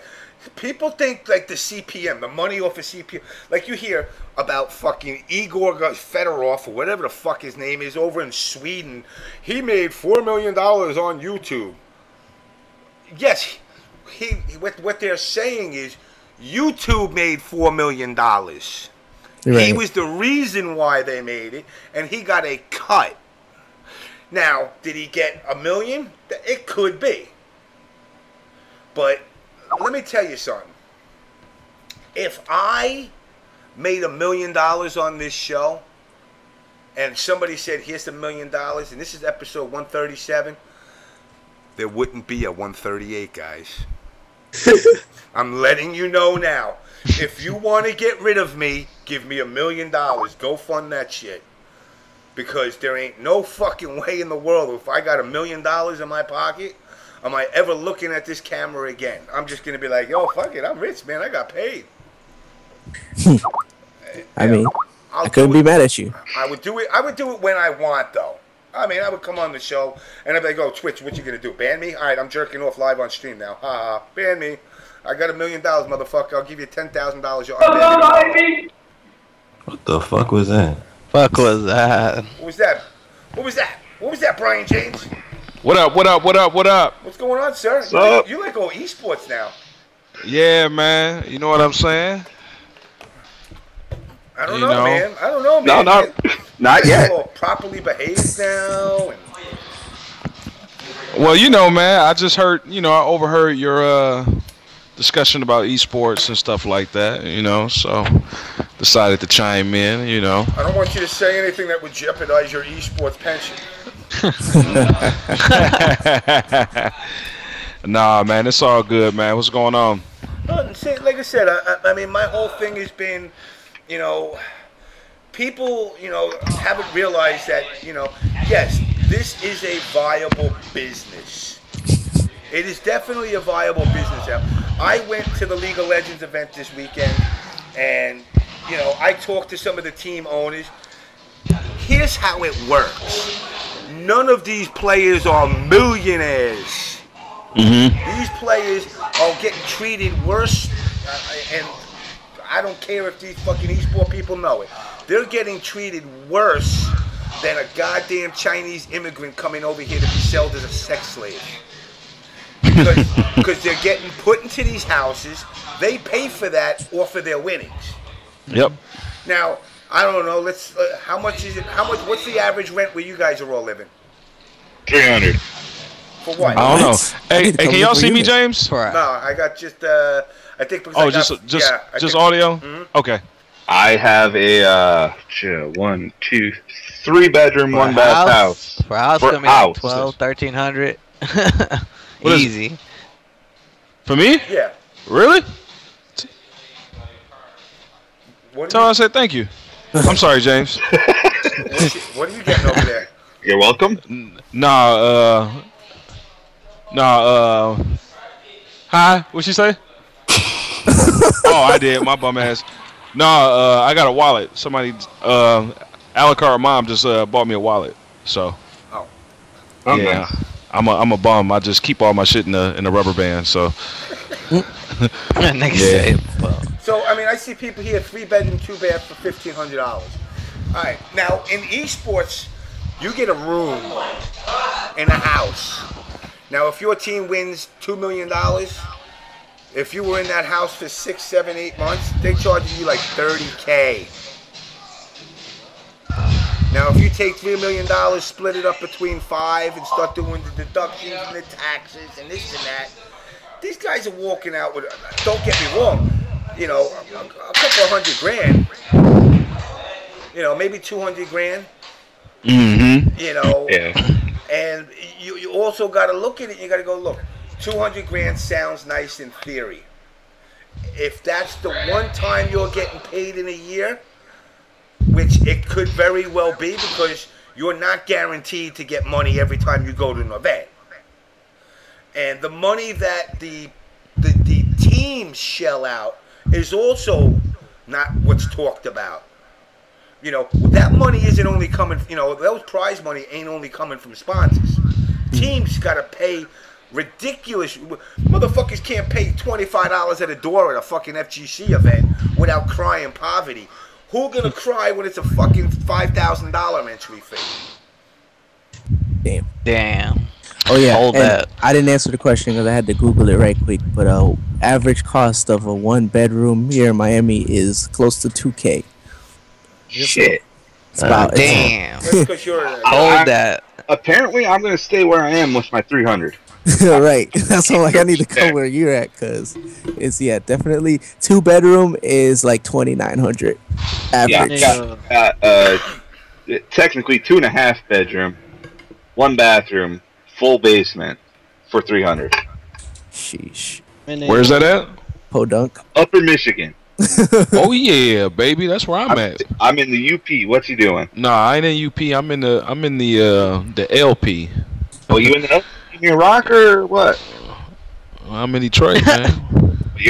You're 10 hours away from me. No. I'm in the hand part of Michigan, man. Yeah, I'm in the Wolf.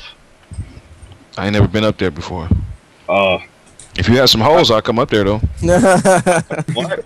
Nah. You need bitches. I can get your bitches. Just don't count for all their teeth. Now what type of bitches are these, like, meth heads? Once you say meth, they gotta be white bitches.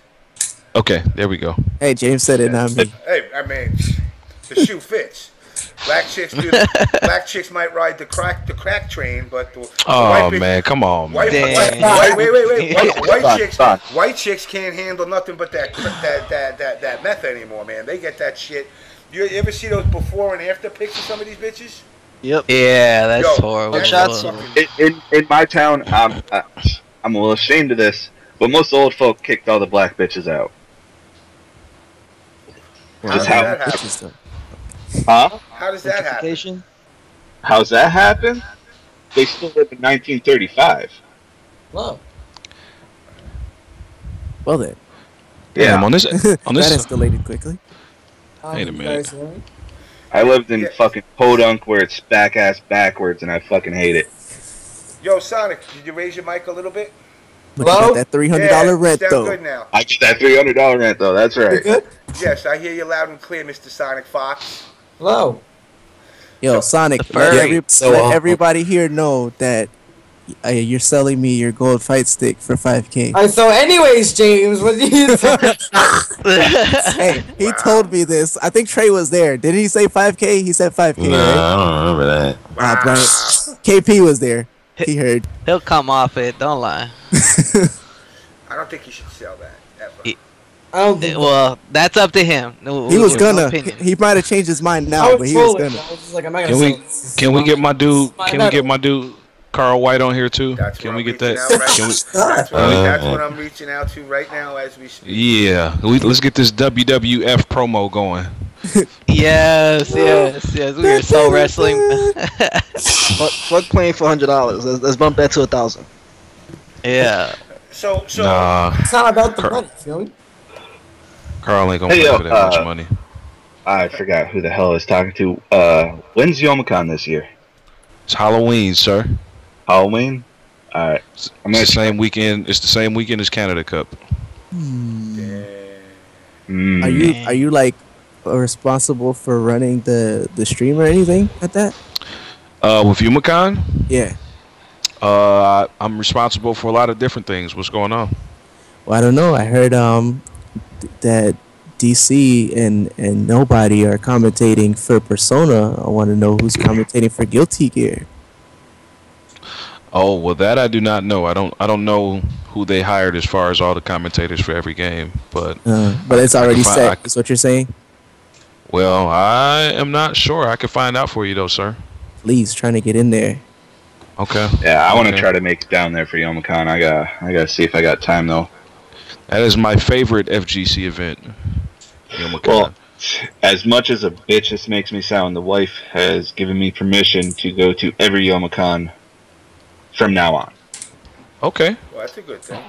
Well, because I went to the last UFGT last year and I had a blast. I fucking sucked, but I had a blast.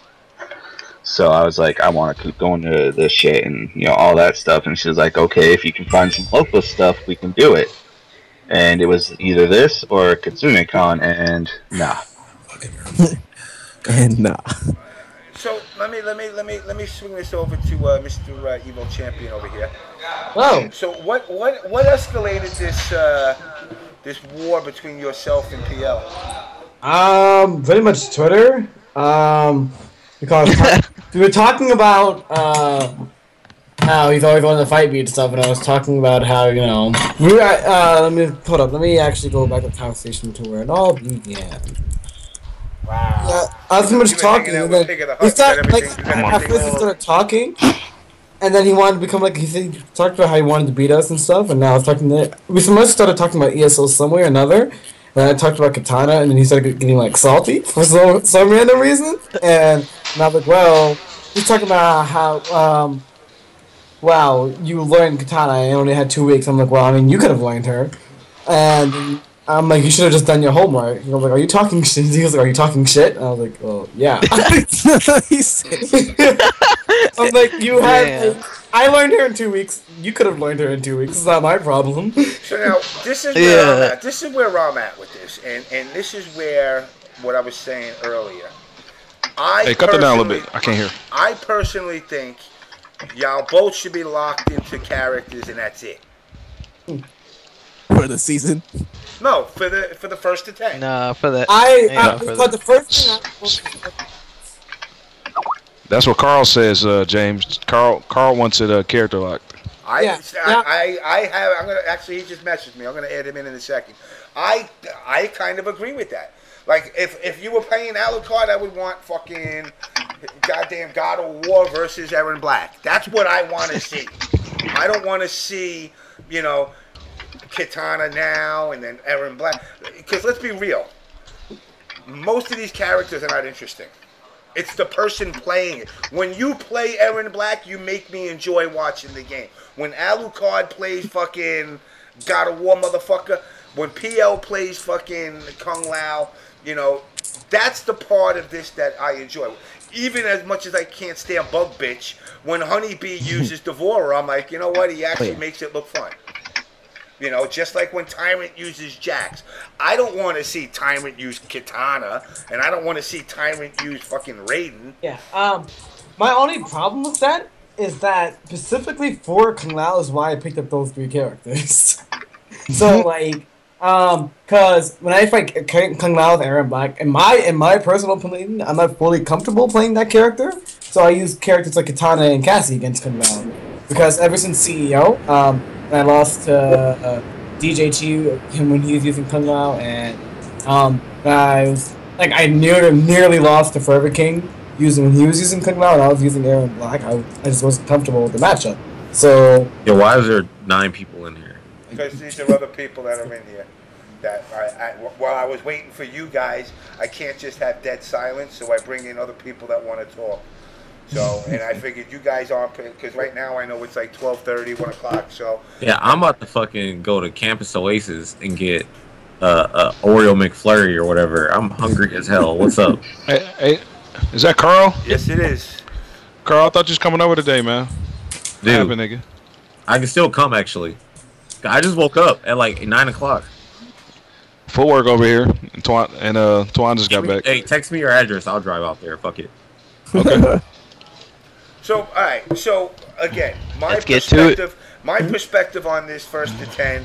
I personally, now, if you're saying, Sonic, that it's, you know, the matchup's just not winnable for Aaron Black, which I disagree with, the way I watch you play him. It's hard. It's just like, damn, his control. No, scratch it. At least Tempest Lao. So, like, the reason why I would go tournament rules is because, like, I know Carl is really good with both his Tempest and Buzzsaw. So, like, if you only lock it to one character, I'm going to opt a blind pick. So, wait, hold on. I thought I was a fucking scrub. We'll talk about that later, Carl. now I'm good. Like, all right.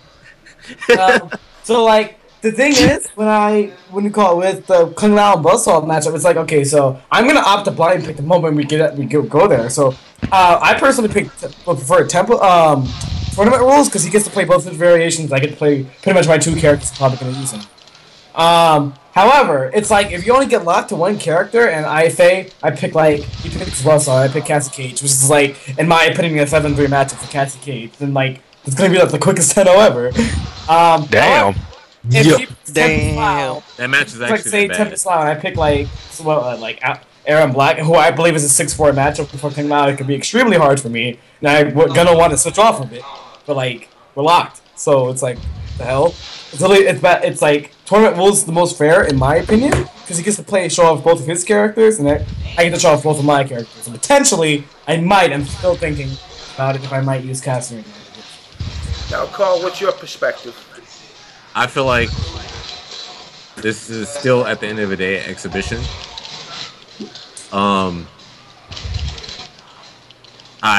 It's really like people want to see Kung Lao versus Aaron Black in whatever shape or form.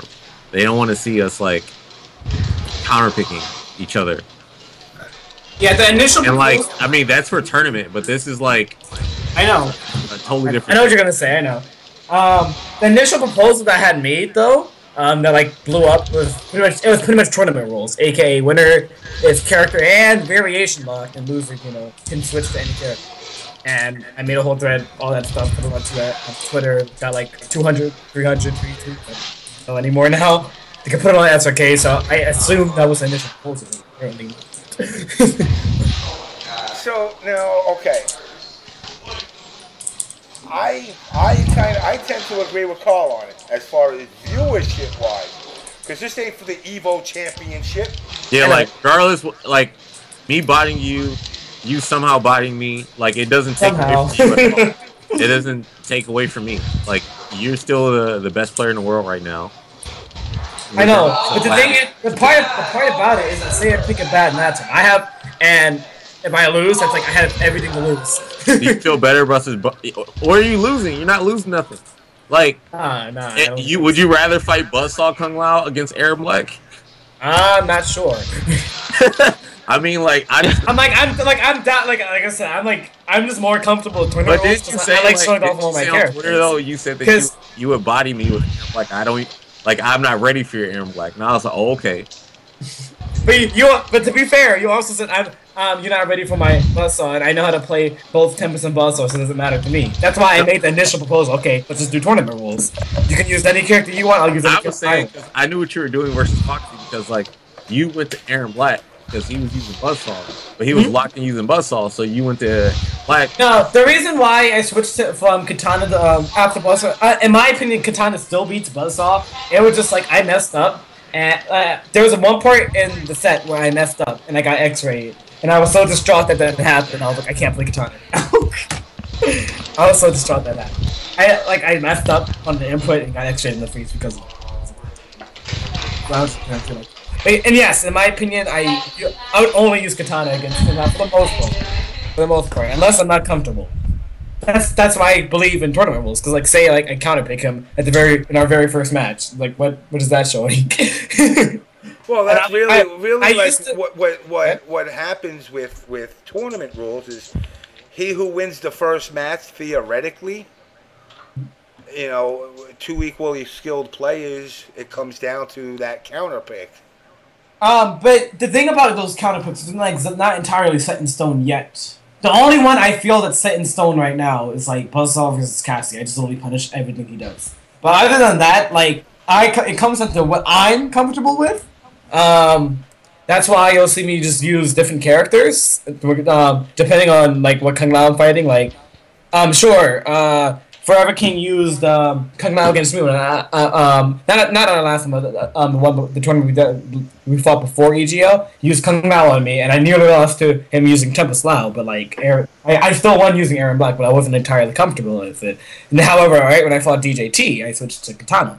I used to just solely mean Aaron Black in the very beginning, but now like I don't have like, oh, this is my secondary. No, I actually made Katana. I actually made Aaron Black, and I just recently actually made Cassie. That's why even at Evo, I made it out of pools using only Katana. Except for when I fought Mustard, when he was using Shinnok, I used Aaron Black the first match and lost. This is why I went back to Katana, because I'm more comfortable playing with Katana, and I made it all the way to top 32 only using Katana. And then his Cage player picked me, which is a match I'm not comfortable with. And I picked Aaron Black. Yeah, like my mains all come down to what matchup I'm comfortable with. So, in my opinion, I do think Aaron Black goes back and forth with Kung Lao like 5-5, but like it's not comfortable for me specifically. That's why. So what you're saying is you're not. So you think it's a 5-5, but you feel like you'll get. I don't know it entirely yet. No, but I do believe I know it. I know the game is still hella young, and we both. You are familiar with fighting Kung Lao. I'm familiar with fighting Aaron Black. We should just. I'm familiar fighting Tempest Lao with Wargirl Stone Katana. Hey man, this sound like. Fighting it with this sound like some Pacquiao Mayweather shit, man. Y'all gonna have to figure something out, man. yeah. So somebody gonna have to give it. We gotta agree on some terms here. So Sonic, I'm gonna put it out there. Okay. You said 5-5. In my opinion, for Tempest Lao versus Aaron Black. Okay. So here's how I think it works. So in my opinion, I think Katana beats Tempest Lao. So I wouldn't say beat, but it's like 5.5, 4.5. So she has a slight advantage in my opinion. So if he were to pick Tempest Lao, I would go with Katana. However, all right, pick Buzzsaw, I'm more comfortable with that matchup as Aaron Black. So now let me say something, Sonic. Now you know tier lists, all those numbers that basically there's no tier list. What I'm saying is those numbers are based off of players of equal skill. I know. So do you think Perfect Legend is your equal? Not sure. I'm not sure.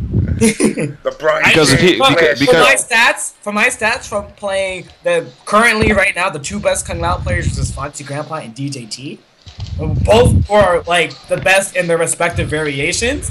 I've come down to my final hey, if he picks this character. Okay. Now again, so you're considering those players really good. Now, do you think that Carl is on their level? From how much he hyped himself up, I want to see it. I'm like, if he's gonna hype himself so that I'm not hyping myself up. I haven't been either. I have the tweets. What? I have the tweets. Wait. You were like, Is this Sonic or is this? You were like, wait. Sonic. Is this Sonic or is this Pig of the Hut? Huh? Is this Pig of the Hut? You got the tweets? What are you saving that shit? No, it's just like I don't tweet a lot, so it's just like right there. Yo, Dude, all tweets in the world are archived forever by the U.S. government. Those don't go nowhere. It's just like if he wants to play the best, then he should be ready to play my best characters. That's not how my. I'd rather just play you in tournament, man. This is exhibition, not fucking. I know, but like even in an exhibition, if you want to fight the best, supposedly the best, you should be ready to fight this character. Like I'm not about to pull out stuff that I want to do in an exhibition in tournament because it's not. See, that's the thing. I will do that. Because of how confident I am in tournament, I will do that. I'll show you everything. I'll play casuals endlessly. I don't care. I'll even use my main. I'm not sandbagging. What do I have to sandbag for? Okay, then why don't you use your main? And you want to prove that you can beat me, you should be ready to face my best friend. You do realize you challenged me. I didn't challenge you. I was going to beat you regardless, showing up to this tournament or not.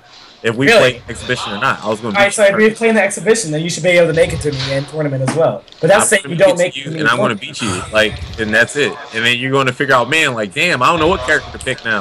No, don't worry. So wait, if you're so confident in beating me in the exhibition or in tournaments, then why should it matter what character I used? Because that's the main. I want to beat the character that everybody. I want no excuses. I want to hear. I'm not. No, Carl, you have my word. I'll have no excuses. Here's one thing I'll hear. If you beat my Cassie, this character's so broken, he was able to beat all. No. If you beat my Cassie, you beat my Katana. Hell, if I pull up like a random Ferrotor and you beat that, and I lose 10-0, I would get up and say, "Good games, Carl. You outplayed the hell out of me. You're just better than me." I don't care. But if you don't, then you have to hold that. Like, I don't know what more to tell you. You should be ready to face all my characters as if it were tournament. I'm looking at this exhibition as I'm going in as like this is like you want to show that you're better than me. So if you want to show that you're better than me, you should be able to beat me with my characters. I don't have a specific character right now. Sure, the community can look at that, but that's not how I look at it. I have my own characters for certain characters, or variations, or Kung Lao. That's why I literally, if it wasn't for Kung Lao being in this game, I'd probably only be, Kung Lao Antonia. I'd probably only still be using Aaron Black. But in my, Kung Lao Antonia exists now. So now, it forced me to pick up new characters way back at CEO. And now, here I am, with my 3 mains, well, Cassie recently, but technically, let's say technically 2, just Katana and Aaron Black. Those are my 2 mains. So if you want to come into this exhibition showing that you can beat me, you should be ready to fight both those characters. You do realize I just said this. Lose. You challenge me. But I have nothing to gain out of this. But you challenge me. Why would you challenge me? Because you were talking shit, so I was like... I was talking shit. You know what I said? Somebody was like, "Oh, you can win. You can win with every character in every game." I'm like, "No, you can't do that." He was like, "Well, Sonic Fox did with Katana," and I was like, "I can use my. I can use my best character." She got buffed. I'm like, I could probably win with every character, but I don't know every character. That's why I use Katana and Aaron Black. So in my opinion, that's all I need. He wasn't talking about you. Sonic Fox. He wasn't talking about you. He was talking about people in general. When I say you, I'm generalizing the entire population. You shouldn't be generalizing them. It should be between me and you, Carl. I was talking to some random guy on Twitter who wasn't even talking about you until he was like, I said, "You can't win with every character." He was like, "Well, Sonic Fox proves you can win with any character." And I'm like, Sonic Fox picked Katana when she got buffed. But the conversation was not even about you until he talked about, Katana. I would have even noticed if you didn't tag me, Carl, to be honest. I didn't tag you, he tagged. What do you call it? With Katana? Sure, she got buffed, but she went from one of the worst characters in the entire game to a solid character. She's not the best, she's not the worst, she's literally right in between. That bitch is kind of cheap. She has really good zoning. She's kind of cheap. She's a solid character. A safe pressure and a fucking safe mid. No, plus on block. You can't armor none of those. You can't armor none of those strings she got, man. Yeah, PL. No, it's not. It's not a mid launch. It's not a mid launcher. It's a high. The EX fan is a high. Oh no, the first hit's a high, so you can actually duck the first hit and then jump the second. That's why. Not after a fucking poke, dude. If I do it off a block string or a poke, because if I do it off a poke, no, you can down one and interrupt me. Part of why I was saying, hey Carl, maybe we should do your homework, but it's just You're so fucking damn. That's exactly why I went at ESL, because you didn't know how to fight katana. But like I said, I had the character like a character that just got put in the game. And like I was able to learn that character in 2 weeks, so it could use. So there's absolutely no. You're so fucking cocky, man. I cannot wait. There's actually no excuses for you not. He has a reason to be though. Because you could have, in the time that she got buffed, you could have picked her up too, and you did it. So that's not the problem. Dude, oh my god, I can't. That's like actually so not. I'm just curious. As Mayweather and Pacquiao are over here, is there an undercard from Test Your Cock for this exhibition? Man, I want to fight. I'll fight anybody, man. I think you should fight Honeybee. Me? Who was Honeybee? The Devora player. Yeah, Honeybee. Oh, the Devora dude. You know what? Yeah. I'll fight him. I would inform Test Your Cock. I mean, Test Your Might, but I'm banned. I've been banned for quite a long time. I don't know why. They don't like me. I'm so nice to them. But I think because Gamer B's going there, right? Summer Jam? Sonic? Yes. I'm sorry. What? Is Gamer B going to be at Summer Jam? Honeybee, you mean? Gamer B. I mean, Honeybee. Yes, he will be at. All right. Gamer B. Jesus Christ. Yeah. You know why Gamer B's burnt into my head? Because I respect him. Did you hear him about DQing himself? I was really sad that he still had to take the game anyway. Okay. I was just like, oh, no. I know he didn't want that. He actually secretly didn't want that. He's a hero. Different thing, Sonic. Different thing, Sonic. Yeah. Different thing. Yeah. Gamer B, who was in my head, for the Capcom Pro Tour, DQ'd himself from an event because he's working for the tournament. And, like I've mentioned in the past before, Capcom makes rules, but people just don't know how to fucking read. And they ignore the rules, and the rules state that if, you work for even if your brother works for the event, you ain't eligible to play. And tournament organizers enter events and take points away from potential players. Let's be real. America needs all the help it can get. Maybe we can get one player in the Capcom Pro Finals. Maybe. So he DQ'd himself because he's with Razor and Razor's tournament over in Taiwan, and I thought it was really cool for him to step up because there ain't no American players or TOs that pull shit like that. We'll just be going, shh, don't say nothing. Maybe nobody will notice it. That's because we're fucking grimy Americans. I feel like the Iron Sheik right now. But anyway, getting back to the mega fight. The other B. So we got. I think we should have Brian, James, Adonis versus Gamer B. Gamer B, fucking. Man, I'll fight anybody, man. I'll fight Sonic Fox next, man. I don't care. I'm ready. What up? What up, Sonic? Didn't you put him in? Did he put you in the loser, Sonic? No. Man, hell no. Who? No. Hell no. But you know what? But you know what, Sonic? You put into losers at the last tournament you went to. Honeybee. No. Sorry. Which one was it? Was it Evo or EGL? I forgot which it was. That's the last one. The last one I went to was EGL. I lost to DJT. Yeah, but didn't you put a couple of people into losers?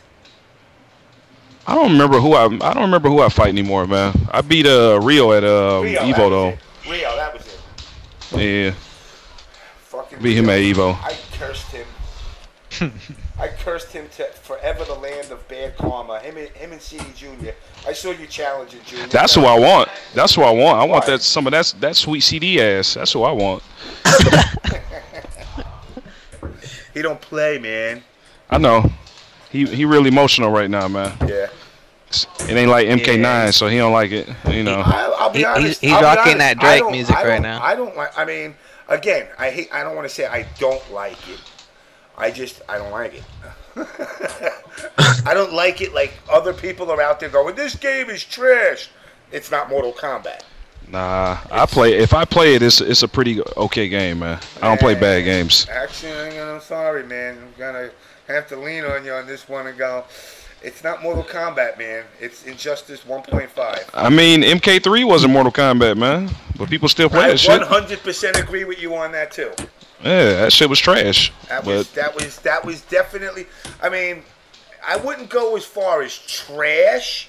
Just like but you know what I mean. Yeah, but I put these both on the same level of these transitions where people think like this is part of the way MK was. I'm like, nah. MK3, I don't consider it. Like 1 and 2 were my games for the simple fact that everything you do in it, you do. Yeah. And MK3 brought to the table. Well, if I dial my phone number correctly on the actual buttons, I might actually get a 7-hit combo. Yep. You know, and I never liked that. And it started out with KI. You know, KI is the one that brought that shit to the table. And it never sat good with me. You know, the infinites are beyond stupid.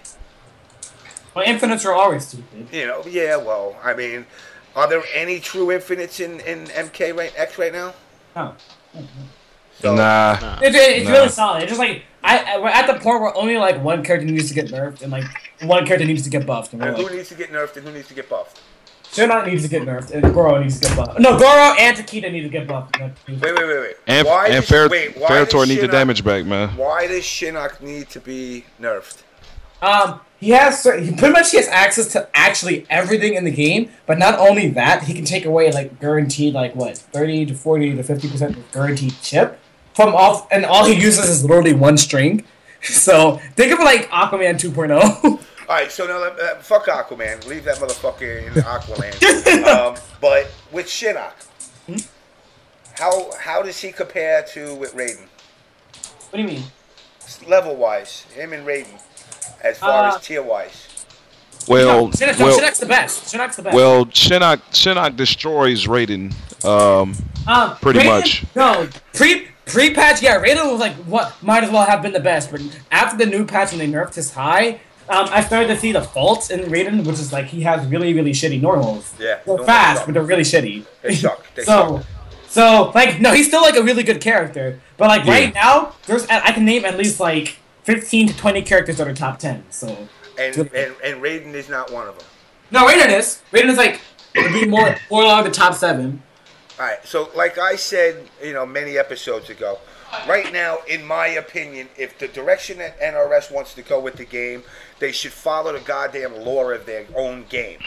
Right now, the 4 best characters in this game should be very simple: Shinnok, Raiden, Goro, and motherfucking God of War motherfucker. That's it. After that, I don't give a shit who's there. If you follow the story, so why the fuck shouldn't Shinnok be the actual god? I mean, that's why he's the best. And that's why he should be. Just like Raiden should technically be better than him because he fucking rips his head off and throws it down on the ground at the end. No, Raiden got bodied by Shinnok. Goes Cassie. So Cassie should be the best. Johnny Cage is so mad in this game. Cassie fucked up Shinnok. So. Yeah, but I'm saying at the end, when he fucking throws the head down and he's like, "Yo, you motherfuckers, you keep fucking around. This is what's gonna happen to you." And he, they're gods in the lore of a game. So you're telling me, you're looking at the lore way too much, James. No. It's this is the way a game's supposed to be designed, not like the shitty design they did on this thing. The fact is, you got white privileged Prada bag wearing girl that's a top character who beat a god? That was the shittiest part of the entire Really? I hated that. Like, I hated that fucking part of the story. Cassie's my babe. She talks so much shit, I love her. She can talk all the shit she wants, but she would end up like most chicks that are like her if she went toe-to-toe with a motherfucking god. No, because Johnny... See, when you look at it, Johnny Cage is like... one of the he's trying to justify this champions, and he does have a secret power that he just don't happen to give to Where does he get his power? Huh? Where did he He's get his power? Part of some like war cult. Yeah, like Raiden didn't help enhance Johnny Cage's power, but then like Johnny Cage gave birth to Cassie, gave to Cassie, so Cassie has the power, same power as Johnny now. So in other words, Cassie's the chosen one. Indirect. Yes, Cassie's the chosen one now. And it's still stupid, James. I get it. I mean, It's great. If you go by real lore, she's supposed to Liu lose. Kang didn't have a successor in the story, and he's supposed to be like the main character in Mortal Kombat. You would think. But then Raiden killed him, so. No, I'm saying, how come Liu Kang doesn't have a successor in Mortal Kombat, and he is the main character of the entire story? Because he was focusing on fighting, not fucking. No, Raiden fucked up MK9. MK9 was done 1 through 3, and then Raiden would have kept his motherfucking mouth shut. Everything would have went to plan. No, you're telling me. So wait, so you're telling me in 25 years, Kitana and Liu Kang weren't knocking boots? They never got an opportunity. They to were knock dead. Boots? No, they were zombies. No. We'll go back to MK1. Yeah, they got married now. So they should at least pop a kid out with fucking fire hands and fans coming out. They're running. They're dead. That's not possible. You can't They're get dead. Make them fucking bring it back to life like you do everything else in the goddamn story. Just so they can have a kid. It's complicated. Didn't Johnny Cage supposed to die in like 3 or some shit? Yeah, Johnny was supposed to die. He died in at the beginning of Annihilation. Yeah, that's when he died. Wait. Why don't we just go back to the reality? They all died in motherfucking Armageddon. Yeah. Yeah. But they can't rewind time every game. And Like, MK9, his ultimate goal was to prevent that. So that's why it made all the Mortal Kombats that were canon from MK1 to Armageddon. They were canon until MK9, where Raiden was like, "Hey, fuck all of that." That's why I like. What I think they should do with MK11, because I know fucking this one's or done. MK10 too. If they did another one and put a new engine on it, I'd buy it in a heartbeat. But the fact of the matter is, make Raiden the bad guy. Goddamn stupid fucking Ermac got all those souls sucked out, and make fucking Shang become the good anti-hero bad guy / good guy, and put a group of motherfuckers together. Kill off Cassie. Kill off all the kids. Kill them dead. Kill them dead. Dead. I want Ermac's souls to get sucked out, Shang's son to take them in, and then them go fuck the shit out of Cassie till she's dead. Cassie nearly killed her, Mac. I want her dead. I want to see Shang walking around with a Prada pocketbook. I don't give a shit. I want that girl gone. The thing about all the souls that Ermac is, he's still weak. God. Other characters. He's still weak. Even if that were to happen in all of the Mortal Kombat games and the movies combined, she will still have had the best fatality ever created. Bruh, I'm so glad that Quan Chi got his fucking head cut off in the story mode. But it sucked. Yes. But it sucked. It was like, here you got Quan Chi. This motherfucker been playing with motherfuckers' minds for years. And just gets died in it just gets his fucking head ripped off in a goddamn refugee camp. Really? No, that was by Scorpion though. Let's be real. Okay, but it was inevitable. Like, it was inevitable. Scorpion was. No, I'll do you one better. I'm like, everybody is possessed by Quan Chi's magic. What does Sonya do to break the magic? He kicks Quan Chi in the nuts. Kick him in the dick. He must have broke some seal. Simple but effective. It was great. He must have broke some. You wouldn't lose concentration? Oh my god. The story mode is ass. The story was horrendous. Why should it be story DLC though? It was well done, but the actual lore was ass. No, it was well done until the helicopter crashed. That shit was cheesy as fuck. When the helicopter crashed, everything crashed with it. The story just went in weird direction. Listen, I don't care if I don't think they're done yet. They're not done with the story yet. They aren't. They really left us as a cliffhanger. Like, what happened to the Devora? What happened to Kano? What happened? What is Kotal Khan about to do now? Like, there's so many cliffhangers left. I really strongly believe it's going to get C. Yeah, sell me the rest of my story. I'm like, they definitely left us a huge cliffhanger. So I'm not buying that shit. Liu Kang still wants revenge on Raiden. I won't buy that shit. I already pissed away. Just make it I paid $30 fucking dollars. Wait. I just paid $30 for four shitty characters I'll never use in my entire life. You like fucking Predator? rock monster that dumbass motherfuckers think that their actual fucking petition got him in there. No, he was getting put in the game beforehand. is already coloring his. Fucking. There ain't gonna be no DLC story. You know damn well they're gonna put it in the next game and release it in 2 years. Yeah, no, they no, 4 years. DLC, bro. Trust me. They're putting DLC stages in. They will do DLC Yeah, story. I think there's gonna be a DLC stage though, and I really think there's gonna be another combat. No, there's another combat pack. And there's DLC stages because they're bringing the old school ones back. They found them on the PC. I can't wait for the old school DLC stages. Maybe they'll put an actual pit in. Yep, Pit is one of them. But yeah. Anyways, James? Do you want to like go back to like the proposal? We got like yeah. Alright, so let's go back to what's more important because we don't want to. We can talk about this. Yeah, we became huge. This Swiss cheese storyline forever. Yo, we're fucking fan fiction in that shit. Piece of shit story. That shit was mad lore for a second. The lore got fucked a long time ago. Let's stay off of the lore got fucked up in MK9, so it's all good. Fuck Katana, dude. Okay. How's that bitch not dead? Fuck you, Fifth. Alright, nigga. I hate that. Alright, No. Katana, everybody lives happily ever after. The end. The end. Alright, so getting back to it. So, like I said, I personally think that it should be lock on the characters, especially if you're already sitting there saying you are the better player, which, like you said, statistically it's proven with your wins. You're saying that your character's a 5-5 anyway. So for me to turn around and look at this match and go, okay, if you're the superior player, which you think you are, you should give him a handicap. If that's what you think you're doing. And I say the character lock should be that handicap. I know. You already said it's 5-5. But that's the thing. Because of this entire exhibition, and if he wants to prove that he is actually better than me, and you challenged me, dude. I know.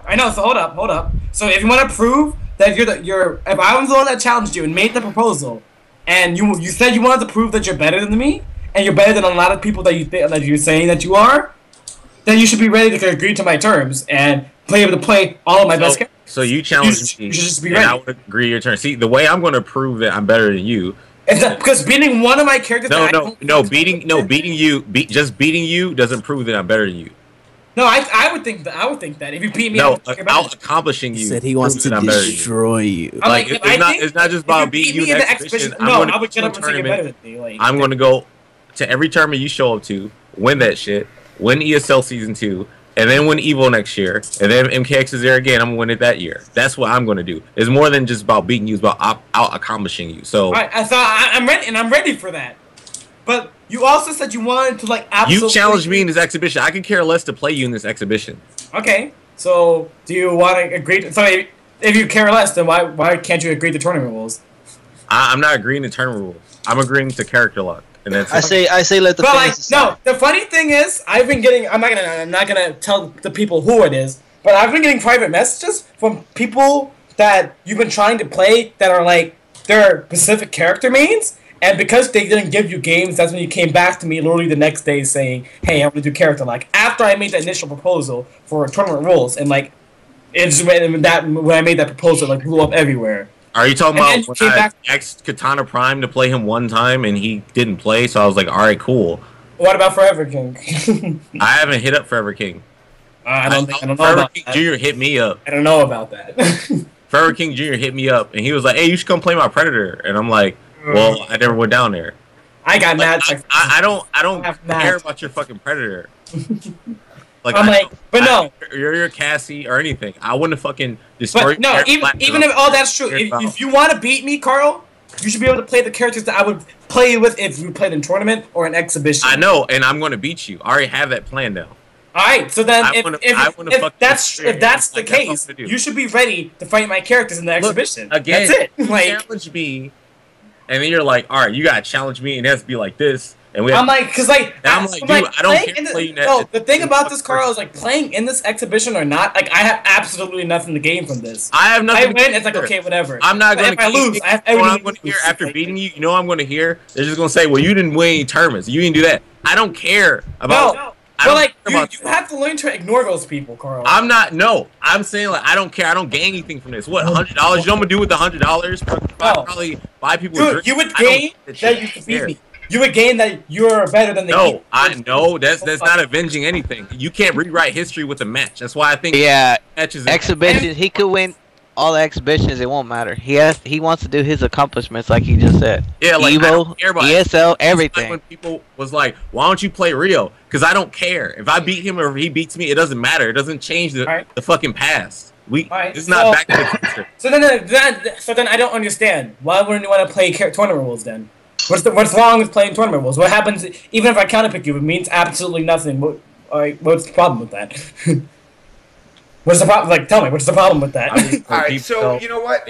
Then, if that's the case, first to 10, no locks.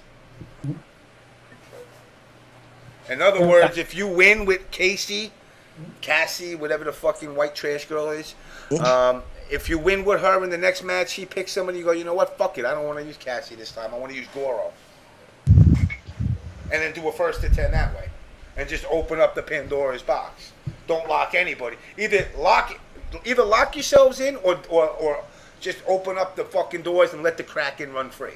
I mean, like I said, I'm all about blind picking, so I'd be blind picking anyway. But it's like it's I think the thing is, he said he would like announce his characters out loud, but I would counter pick you on the spot. And Jame9 said, then why don't we lock 2 characters? That's what I was thinking, but that's all up to Carl. That was the thing on it. Whatever, we just lock ourselves to only 2 characters. But like I said, I won Evo only using 2 characters. I won ESL only using 2 characters. So I'm all for that. I'm like, if Carl wants to be locked to Tempest and Buzzsaw, and I get locked to Royal Storm, Katana, and Outlaw, Aaron Black, I'd be perfectly okay with that. I mean, we're like, Carl. It's all up to him. Like, if he doesn't like that was because like if he wants to fight, go straight to the very top and fight me. I'm like, you should be able to agree to my proposal. I'm thinking about that because I like that. Yeah, like I would only play Royal Storm Katana, like, and Aaron Black. I'm like, I don't care. Just feel. However, I'll let you know right now, you will be playing a lot of fucking Katana in this matchup. Huh? You wouldn't pick Aaron Black once. You would be playing a lot of Katana in that matchup. Depends on what you do. It depends on how I feel in the moment, and then you are not ready. I'm not ready for it. You're not ready. So, yes or no? Do you agree? So if I'm actually not ready, I'll stick to my guns and pick a different character. AKA Katana. Or if I don't feel confident with winning with Katana, I'll just go to Aaron Black. Like, it doesn't really matter to me. I'm fairly confident I can beat you with both those characters. I'm going to fuck you up. I will play you with that 2 character lock. Let's go. All right. How about this? Agreed. You get your Buzzsaw, you get your Tempest, but if you win, you have to fight. I am going to fuck you up. Oh my god, I'm going to fuck you up. All right, but Carl. All right, I'm out. I ain't got nothing else to say. All right, I know. So if you how about this? Oh, he left the call. I was gonna propose. Hitting Ryan. It's locked. 2 character lock. Yeah, I'm down. That's it. I'm down. I'm actually down with 2 characters. I'm like, but if you win, you should be character locked. He said he's gonna fuck you up. That's what he said. Yeah. You're gonna use. He says it doesn't matter. All you're gonna use is Katana. Is he Saga? I'm ready. I'm actually ready. I strongly believe that Foxy Grandpa and DDT are 2 extraordinarily better Kung Lao players than Perfect Legend. And I've seen it with my own eyes. I don't know what this new old game style has now. They don't work at ESL, so I don't fucking. They don't work at Evo either. But like, if he says so, I strongly believe DJT and Foxy Grandpa are 2 better Kung Lao. And may I remind you, I think Foxy Grandpa is better. Is the best Kung Lao because he's the best Kung Lao in both the variations. Period. Then DJZ is the second best Kung Lao with Tempest, and then Forever King, and then Perfect Legend. Perfect Legend has a place anywhere. Wow. I'm strongly confident in beating him too. Like I don't know why he would just. So like out of a 10, what do you think it's gonna turn out? What do you think the results are gonna be? Depends. Your prediction for the fight there, Clubber. Prediction? if I'm as confident as I think I am, 10 at best 10 cool. I was kind of hoping like you like got up on him there and you'd be like, I'm gonna fuck you till you love me. I know, I'm not. Stop. You know I'm not like that. I would be like, oh, you gotta get fucked up, so.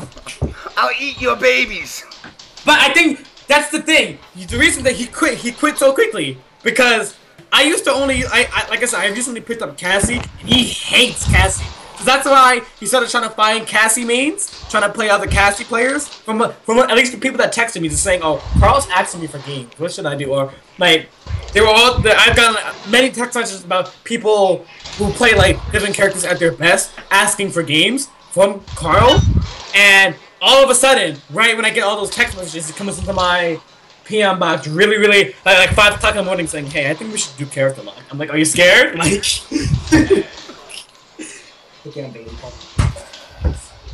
so what else are you playing at Summer Jam? I'm mainly focusing on Skullgirls. Yeah? So you're not Skullgirls is my most favorite fighting game. So you're not even focused on like DOA or... No, not really. I'm mainly focused on MKX. You just said Skullgirls. Make up your mind. What, do I gotta drug test you? Skullgirls. You're esports. You're esports. I gotta drug test you. You know, with $100,000 on you, you might have like started doing Adderall or something like that. No, it's like as much as I love MKX, it's just like nothing beats the Skullgirls. Sorry. You know what? They should test these fuckers, James. Yeah. Oh hell yeah. The Skullgirls community.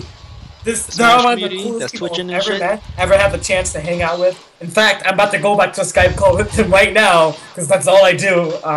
This is the game I play the most. It's the game I have the most fun playing because of how creative it is. Yo, Sonic Fox. I love teaching people the game too. And, it's just like I love Skullgirls. And MKX is just like the community isn't. I'm not as fond of.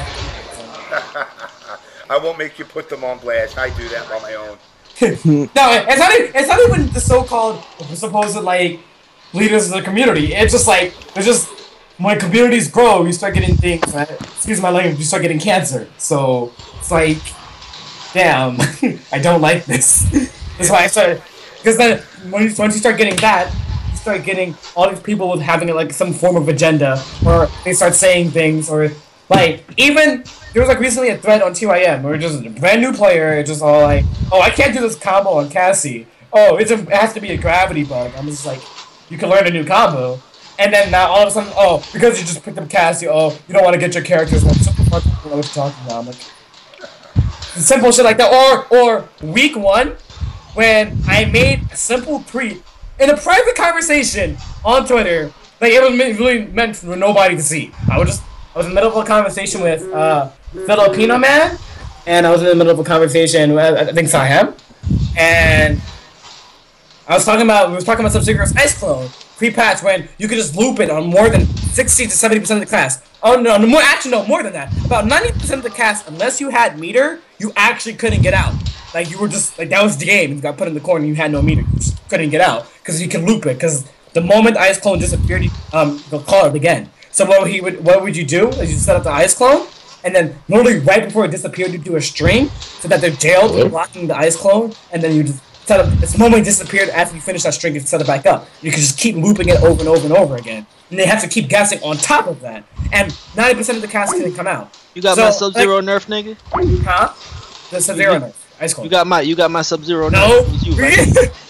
That's part of the agenda. So I made a tweet saying, Filipino man was complaining about it, and so just shot him out. I agree. I mean, in my opinion, I just think that Ice Clone should have 2 seconds of cooldown. All of a sudden, M2 Dave makes a random thread, and then like the whole TYM blows me up for nothing. And then ironically enough, about a week and a half later, all these threads about Nerf Sub-Zero's Ice Clone started coming up, and it's like people giving really pretty much the exact same examples I was giving. I was just like, I'm done. See, what I find funny about that community is they claim they want to grow, and then people like Filipino or Ultra David or Viscant, who I'm obviously not a fan of, but I don't hate the dude. You know, they say something that the community doesn't agree with, and they turned it into a fucking mob mentality. Yep. And it's like, why do I want to come to your shitty ass website to have some knuckle fucking dragon douchebag like Crimson Shadow fucking act all high and mighty? I still seen tweets. I hate that dude. I hate that motherfucker, man. I hate that He's dude a coward. He's a coward. But, you know, to have somebody turn around and be like, hey, you know, Claude Von Stroke, you see, like, last year you said that, you know, no players, no Devora players, I mean, no Injustice players would ever be able to play Mortal Kombat. You guys are going to body everybody. Okay. That's absolutely not true, because here we are. Yeah. But he has to, like, he pulls out, like, messages from, like, 2 years ago, and it's like, see, like a fucking baby. I just kept quiet, and I literally just watched the community literally just like... that's what I do. I don't even get involved in it anymore. I literally watched the community just burn itself down. What are y'all talking about, that dumbass website? Yeah, test your cock. I don't know why people go on that. Yeah, people, wait a minute. So people still go on forums? Really? Yeah. No, I still argue like if they livelihood. I actually, there's something that I actually like reading about TYM once in a blue moon.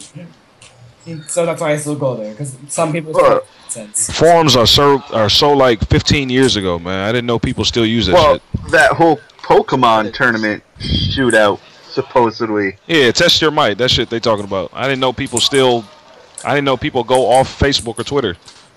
Yeah. Oh yeah. Like, I literally just stopped talking with the community, and because like I say anything that people have a problem with it, I'm just like, well, I mean, you can see the problems later for yourself, but I'm not gonna bring it up, and I'm not gonna be like I told you so. I'm gonna play a different character if I have to until things start changing. And I'm like, if people are gonna keep assuming they have an agenda about me, then they obviously never met me in real life. So I love the fact that like for the longest time, you know, and I told you this numerous times, they hate you. I know. It wasn't that bad for playing. That's it. For playing a game, they hate you. I know. If you were like me, if you were like me, see, like, if I was playing with your skill level and beating these guys, after I beat them, I'd be dragging my balls on their face. I would drop a deuce. I would drop a deuce right next to the guy and go, I can't tell who's who, and just walk the fuck away. You're not like that. I've never seen you jump up and be like, bang, bang, motherfucker. No, it's mainly the online community. Because I actually, for the most part, I actually don't have a problem with anybody except Carl that goes to an offline tournament. But like everybody else, right? For the most part, I actually I love everybody that goes to an offline tournament. But it's just the online community. I actually can't stand it. I used to love it, but I can't stand it anymore. No, I mean, listen. What I always thought was funny about Test Jame9. Like, if you gave an opinion, like if I gave an opinion, the person that wants to respond, but they always want to respond like an asshole. Yep. It's never like, hey, you know, Sonic, I think, you know, like me and you were talking. That's what any forum. You know, that's typical with like any forum. But like the moment somebody says that, I'm like, I demand some level of respect between people talking, and if you can't give me that, I'm sorry, I'm never. No, it goes to this. Well, Sonic, apparently you are articulating an argument argumentatively, and therefore I must compound this situation by telling you that we have to redact and refrain from our conversation. And like, whoa, motherfucker. And they'd be like, yo, learn English. Because my message is, F you. Lick my cock and eat my ass. End the conversation. Oh, that's all you, I'm that's just all like, you got? I just tell people, like, you're wasting my time, so I'm like, telling me to, like, fix something or, you know, senseless ways. And, like, there's literally some random people, like, after Sub-Zero got nerfed, or his Ice Cone got nerfed so that it had about 2 seconds of cooldown, and, I wasn't expecting the blocking, I was only expecting cooldown, like, it has to happen. Like, from how it was pre-patch, I'm like, it has to happen. There's just no way. Hold on. Mayor Super, the way I got banned from Test Your Might is there was a player that was in Pig of the Hut stream that was telling people in the stream they should come murder me. Kind of like this Nintendo World shit going on. And I didn't take kindly to it. So, you know, I went into a forum and I told the guy, I might as well try to, I don't have it verbatim. I pretty much summed up. I said, I'm going to come to your house. I'm going to fuck your mother in the ass. I'm going to make your father watch it.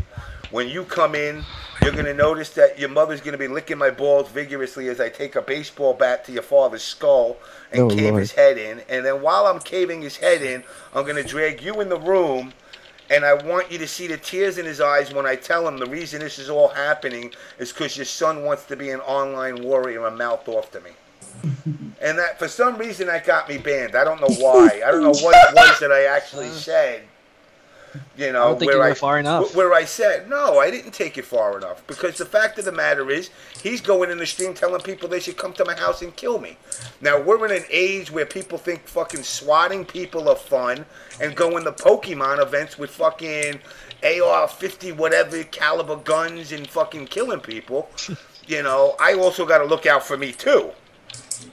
You know, I don't know this guy from Adam. I'm surprised Corn didn't get blamed for that, man. You know. Yeah, well. Oh yeah, I'm about to head out soon. I'm gonna go back to the other Yeah, side. you gotta wind down off of that Adderall. You're bouncing off the walls right now. Nah. But yeah. Oh, well, back to what I was quickly saying. When it was right when Sub-Zero got nerfed. Some random made a whole rant saying, "Oh fuck you, Sonic Fox, for getting my character nerfed," and all of this and shit. I'm like, wait, when did I get your character nerfed? I'm like, you going around Twitter asking Ed Boon demanding for nerfs. I'm like, can you go find where I said that, please? And then he was just like, he goes back to where Anthony found the tweet where I was like, huh. I think maybe I was like, literally the tweet says, it was like, I think that Sub-Zero should have 2 seconds of ice cooldown, but I'm not too sure yet. We'll see what happens as the game grows. That's literally all I said on the subject. And he goes and links that to the whole thread. I'm just like, so you're wasting my time right now, and then people started agreeing with him, saying, now there's an agenda that I always talk to Ed Boon, telling them I should only have my characters buffed and my characters nerfed. I'm like, you guys are actually, wow. I'm like, you guys are actually idiots. So I'm leaving. No, I tried helping the community, but I guess there's so much I can do. You can't help stupidity. I know. So I'm just like, if my character had a bad problem, which in my opinion, Aaron did way back, I would just pick up another character, which I did, which was Katana, which is a character nobody was expecting, which is where Carl started making excuses when he lost to me. Jackie Cannon said, sounds like the mom is awesome to keep up with licking a guy's balls while the guy's beating another man with a baseball bat. I mean, it's true. That takes skill right there, too. Takes skill, yeah. Yeah, what do you call it? Pretty much, they all think I talked to Edwin trying to get my characters. I'm like, if I think my character's bad, I'll just pick up a new character. Like, you know, I don't think that's something that a lot of these players. I mean, again, and that's not just you. You know, I mean, I see these players all the time. Like, they gotta fix this, and they got. I'm like, no, they don't. Just leave it. Bad matchup. Just leave it. That's all. Just leave it. Learn to fight around it. Unless you have to use the same thing. Guess what? Maybe there'll be more motherfucking mirror matches. Oh well. I know. No, there, like I said, there was only, like I said, the only problem I've ever actually had with this game. Well, actually, there's Tanya pre-patch, but nobody wants to talk about that. And and pre-patch Sub-Zero, well, literally against 99% of the cast, you couldn't move. So it was just like, wow, you just can't do shit.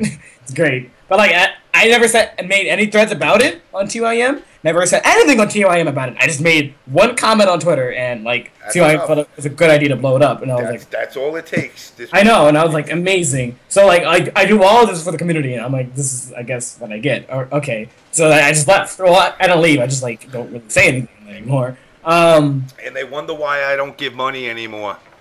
I'm like, they're and like I said, it's just mainly the online community. I love the offline community. Just the online, I actually can't stand. Actually, you know what? It's actually your fault. I stopped giving money. You know that. Oh. Because I was like, I'm not paying for this motherfucker's college. So maybe NRS is. That's what happens when. Yeah, that's just what happens when you become the best Injustice player. Nah, I put too much work into Injustice. I felt like I deserved that. I put in way too much time for Injustice. I missed that game. Bad Girl. I do too. Bad Girl was my shit. Really? But yeah, Carl. I said, Carl has never once said he's ever felt they've gotten outplayed for me ever. And I mean completely 3 different games. No, what? let's see, DOA, MK9, MKX, and I did 4 different games now. Across 4 completely different games. Not once has he said, "Oh, I think good game, Sonic Fox. I feel outplayed here." It's always a different excuse. That's why I'm just like, if you think you can beat me, then you better like fight my shit. Like when I beat him at ESL, he was just like, "Oh, because it's a bad match." I'm like, "Wait, how do you know that?" I'm like, "You're like, wow, you picked up a character right when she got buffs," and this is literally 2 weeks prior to ESL when Katana got her buffs. So I was like, "Hey, maybe I'll pick up Katana." I'm like, so when he lost to me at ESL, he was complaining in the back room. I was just like, you also had 2 weeks to pick up Katana, and if I beat you with Katana, it's like that's like this is not my problem. You got outplayed. Just face it. Like, got bodied. Yeah, I'm like, there's certain moments you just got outplayed, Carl. Like when I beat you with Injustice, it's because you didn't know many things about background. I'm like, that's not my fault. You didn't do your homework. So, or when I beat DOA, a brand new there's a DLC character that I used. I beat him, and then she's like what, mid-high tier?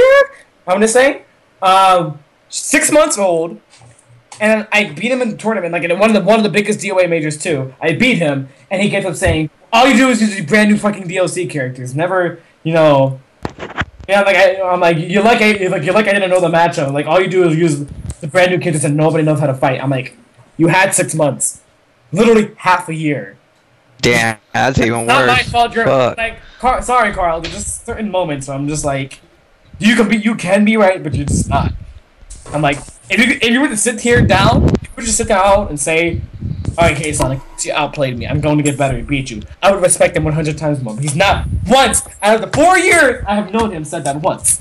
So nah, he's holding that salt forever. That's all. I know, and that's why I'm a little skeptical about the exhibition, about why he wanted to do character lock, because of all the text messages I started getting from him messaging some of the people that like they don't even actually like him. And he's just had the number. He was saying play games. They were just like no, and they're like character specialists. And when I really realized that there was character specialists in Cassie, Predator, and Katana, I was just like, nice.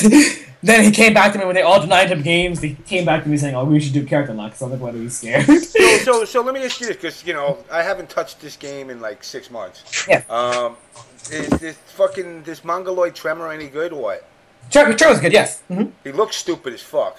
He's really good, but at first, MTT made a thread saying he was bad, and like DJT went in and proved him wrong by winning EGL, and what he was doing at EGL Tremor, I'll admit I got bodied. I was like, what the fuck is happening? I didn't even know that like he had a true 50-50, which that's safe. I got fucked. I got outplayed.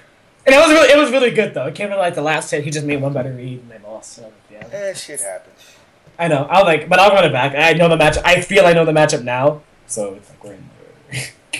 But yeah, like Carl will not once even I didn't know how to play Tremor at EGL. I just had to when I lost the first set against DJT, and I was like, damn, I gotta think about like what he was doing. Like I didn't once think I'm like, oh, I only lost because I didn't know what happened. But no, I got outplayed. I can see his footsies. I saw his reads. I can see what he was doing with Tremor. I just I don't understand his game plan, but I still felt I got outplayed because I just know DJT is an amazing player.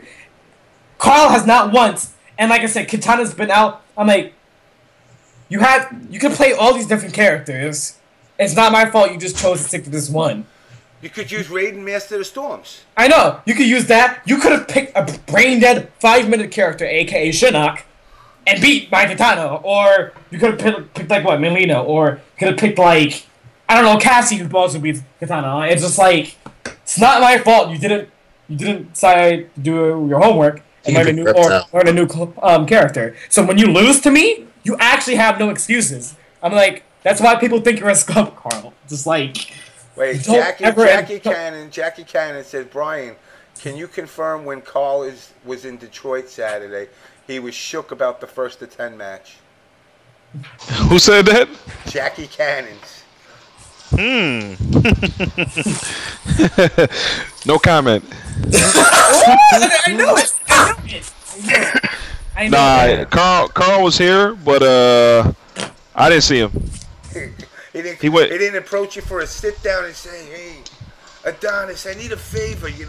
I got this first to 10 and it might get out of hand." And that's why I started having so many skeptics about Carl after like all these people denied him games. Then he can't randomly all of a sudden as soon as that they all come back from texting me saying, "Oh, Carl was trying to play me," and all this stuff. And I'm just like, I don't like it. And like, came back to me saying, "Oh, I want to only do like one character." If you actually think you're going to beat me, then you should be ready to face my characters. Like, I understand where you're coming from, where how it should be characterized, but MKX is just, for me, it's not that type of game right now. At least right now. 70+ characters. I'm like, and I feel comfortable with 2 of them. So, because I only feel comfortable with 2 of them, I'd like to be able to switch interchangeably between them. Wait, when did Carl leave? He been left. Yeah, he left a while ago.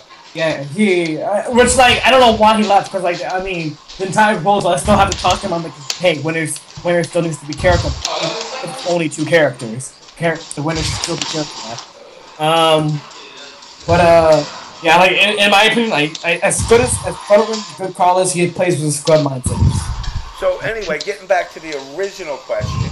Yes. If you had to predict the turnout of the first to 10, what do you say? 10-1? If I'm making the best ratings ever, 10. I'm on a really, really good day, 10-3. And if he's showing me some shit I've never seen before, 10-7. But I mean, I'm fairly confident. I'm going to win. Like, I've beaten you at ESL, I've beaten you in your casual sets, and never once have you said, like, oh, I got outplayed. I'm just like, what makes it different now? Tell me, Carl. I'm like, as much as you want to learn how to fight a character, you also don't know how to fight me. Hold on. Hey, Sharp Object.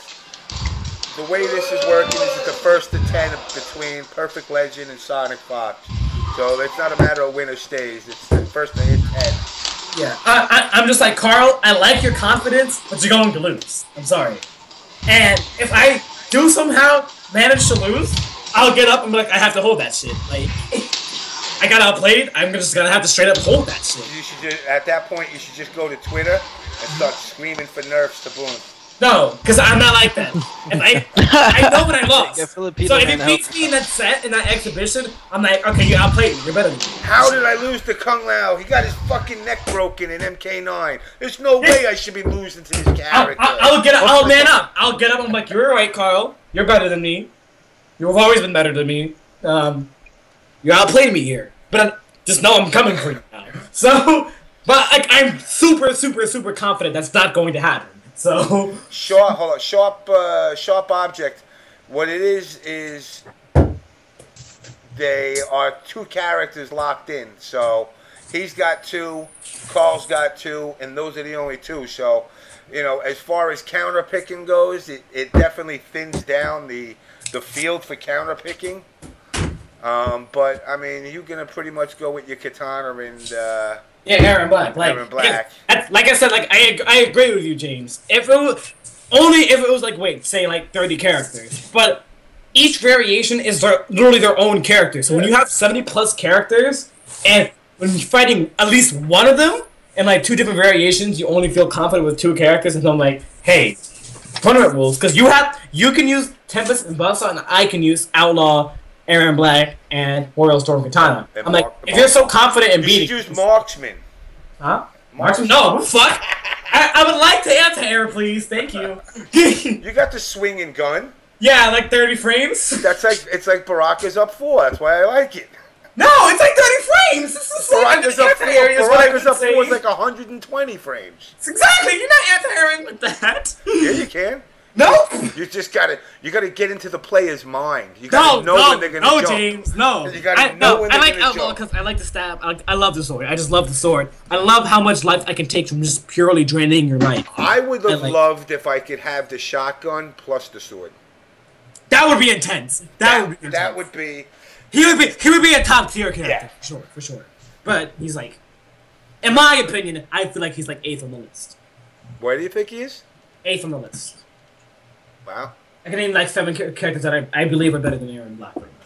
I mean, pre-patch, yes, I think he's a top 5 character. Pre-patch, when he used to have his EX slide used to be safe. When his commando used to be 20, when he grabbed you, he was like plus 20. He can like keep oking you. That's when I thought he was like a top 3 character for sure. Like, there's no way he's not. But then he's literally the only character in the entire game right now that's been nerfed in every single patch. So it's like. And there's certain nerfs that are actually for no reason. Like there's one, they nerfed his sand, his normal sand on block from -14 to like -22 because people just were complaining they couldn't punish it. Yeah, you gotta. Oh, you already locked your characters in. Huh? I was gonna say you gotta like come out. I was gonna say if you didn't lock your characters already, you already told them what you're using. So let him practice till he's blue in the face. But it'd be great if you could like come out with like Sub-Zero and Reptile. I would just know like like I said, I'm still I I can agree with 2 characters. I never said Aaron. Which 2 characters? We'll see. But it'll probably come down to that. Yeah. But like you did see him quit, but I was like, but wait, Carl, I'm like he just quit. I'm just like I wanted to make it clear what characters we were gonna be using because he never told me he was using what characters he's gonna be using. He never told you. Listen, I know he on some Bobby the Brain Heenan level stuff on you because you did tell him that you were using Katana, Mournful, and not Mournful, fuck, not Mournful, the other one. Yeah. And Aaron Black, and he was just like he even said in the chat because it'll be up tomorrow. You heard it, and then poof, like Bobby the Brain Heenan, he was gone. I'm like, but wait, Carl, you never told me what your characters were like. Damn. Yeah. I'm like so. But he agreed to it. But you know what? You shouldn't have any issues. I know. I strongly believe I don't. But I'm just like, if he wants to pull some petty shit and he brings out a different character, I'm gonna go to Cassie. Like if I haven't used my second character yet, I'm gonna go to Cassie because I'm gonna be like, you never told me what your second character was, so why don't I have to tell you what mine is? I'm like, what happens if I decide to use only Katana and Cassie? Like, I'm like, what? Like, even if you just get up and say, no, I don't want to do this exhibition anymore, I'm like, okay, I don't have anything to lose. Like, because, like, how, even Justin Wong agrees with me, how I look at it right now, I have everything to lose and nothing to gain from winning, so. If I win, it would just only prove my point even further. But if I lose, then, like, I have, like, literally everything to lose. Not saying if. I mean, I strongly don't believe that, but, you know. I just think he wanted me to get off of Cassie. Because he hates Cassie. Yeah, I kind of do too. No, Cassie's bae. It is what it is. She's what? She's bae. She just talks shit. She's what? She's bae. What the fuck is that? You don't know what a bae is? Oh my god. Oh, you're too old. Yeah. Don't worry about it, James. Don't worry about it. You're just too old. So she's a trick ass bitch. No. No. This is the history of. James, this is the history of the black vernacular. Oh, this is a black word, bae? Yeah. Well, it's an appropriated. I thought it was an internet word. It's an appropriated word. So it was a black word that the internet took and now made it. It's a dumbass word. Nah, bae is just basically basically slang for babe. Katana ass down. Babe was basically slang for babe, and then the new age internet generation made it into an acronym that means before all else. So it's the person you put before all else. But really, it's just a short way of saying babe. Yes, it's saying babe. Now, so can I just interject for a second? And it means Did you poop in guys another language. really think I didn't know? Yeah. Yeah. I did. I'm gonna go back to on the Blast show, but I'm gonna go back to the Skype I didn't know. Good night, James. Good night. Are you out of here? Yeah, I'm gonna go back to the other Skype call. Yeah, go back. Because go back to your babe. It was believable. Yeah, Cassie's bae, and I know Carl just wanted to make sure that I didn't use. He just called Cassie. Because at the moment I said Katana and Aaron Black, why did he suddenly agree? But he didn't agree when I said I can use Katana, Aaron Black, and Cassie. You see, I see the strikes, so it's fine. It's all good. Arm, but yeah, thanks for having me, James. All right, brother. I'll see you this weekend. Yeah, please. Yeah, see you too. Hey, have you guys heard about YouTube gaming? Yes. That shit's gonna Shit is whack. Whack? You crazy? That's Google money. I heard no, the shit is whack because you know Shofu, right? Yeah. Yeah, he was trying to stream on it. He says like if he tries to stream Mario Kart and he goes on Glory Road and then goes to like one of the stages, it can actually the stream can get shut down because it still follows YouTube copyright shit. So that means all that Nintendo shit is still in play. Let me tell you something. This is why I pulled away from my partnership. You know, and my nickels and dimes that I was getting. Like the last, like, I don't know. I mean, I've been doing this show almost, 3 years now? I'm getting, like, copyright things from, like, episode, 12. I'm up to 137. Who's going back and watching? And I'm like, first of all, did somebody actually watch this? That it came up with a fucking, well, you played a Fat Boy song from, fucking this album. And I was like, really? Motherfucker, I'm probably the only guy that plays a Fat Boy song. And I have the vinyl. But I'm getting, like, recently, like, tons of them. And they're unmonetizing the videos. And I'm like, all right, I don't care. It's a CPU. It's not a person doing it now. That's why they put certain things to the computer and they'll find it. Like, that's what I'm saying. Like, streaming on there is really risky because if you say, like, there's a certain song in the game that you didn't know that was, like, not copyrighted, and your stream just get shut down and be like, oh shit, what the fuck? Even though it's like, in the game. Yeah, even though it's in the game, yeah. That's why I was like, see Grand Theft Auto, because Grand Theft Auto, you got the radio. Yeah. Yeah, Grand Theft Auto. Yeah, exactly. GTA's or Risky One. Nintendo, all Nintendo shit is risky. All Nintendo shit is risky. So that's why I'm better off just fucking staying on Twitch, yeah. Staying on Twitch. Oh yeah, speaking of James, are you cool with me doing the cosplay OBS? Absolutely. Could I call it that? You could do that, no fucking problem. Could I use your logo? You could take the logo, you could use whatever you want. Freaking awesome, dude. I think that's really gonna be a thing. Put those cosplayers on blast. That's probably gonna be a thing here soon. Yeah. Are you gonna be drinking Psycho Power though? That's the only thing I need to know. Oh, James hasn't had the Psycho Power yet. I don't think I'm allowed to have that on the air though, on Twitch, right? Why? Not on air. You could drink it off stream, but on stream. The fuck is it? Psycho Power. Psycho Power is my FGC drink. That's all I gotta say. You see me at a major. What's its combination? Is it purple? I can't give that away on the just stream. Give me some of the intoxications to it. There's Everclear in it. That's a good start right off the bat. So already out of my budget. I gave my boy that he is addicted. He's like, where you gonna get some more Psycho Power, bruh? Like on some crackhead it's shit. limit. Like, it's limit one per day because your heart actually might explode. I don't have one of those, so. So yeah, I mean you could probably handle 2 then. But yeah, I bought a handle of Everclear for CEO, and I still had, to my surprise, I had some left for Evo. So then I was finishing it up at Evo. But yeah, that's the good stuff. You coming to TFC? Yes, because I can't do summer jam because I have to work. Upset. Work is work. Psycho Power at TFC. Let's go. Shit. Any of you guys ever see me drinking? I'll be just chilling there with Colto. I don't do beer. It's beer. It's beer. That comes from a tequila. Hey. It's $2.50. That's all I care about. Wait. Wait. I don't know the rules, to be honest. I've drank on the show. Yeah, but you can't make it apparent that you're drinking. Why? Like if you just have a cup and you take a sip out of it. No. I've actually pounded down fucking. I mean, I haven't drank like that since I started the show, but when I first started the show, I was going through a fucking half a case of beer and half a bottle of vodka.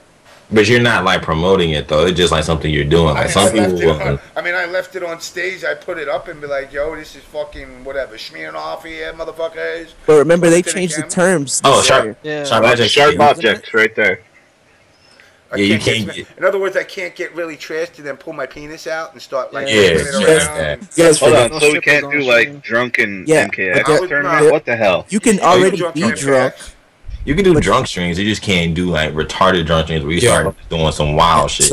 Like my friend's girlfriend, she has like 7,000 followers on Twitch for playing League of Legends, and she played ARAMs once where every time she died, she would take a shot, and she actually ended up like passing out for like 10 minutes on stream. Like she died, so she's like, "Oh, fine," and was drinking sake, but she's like such a lightweight.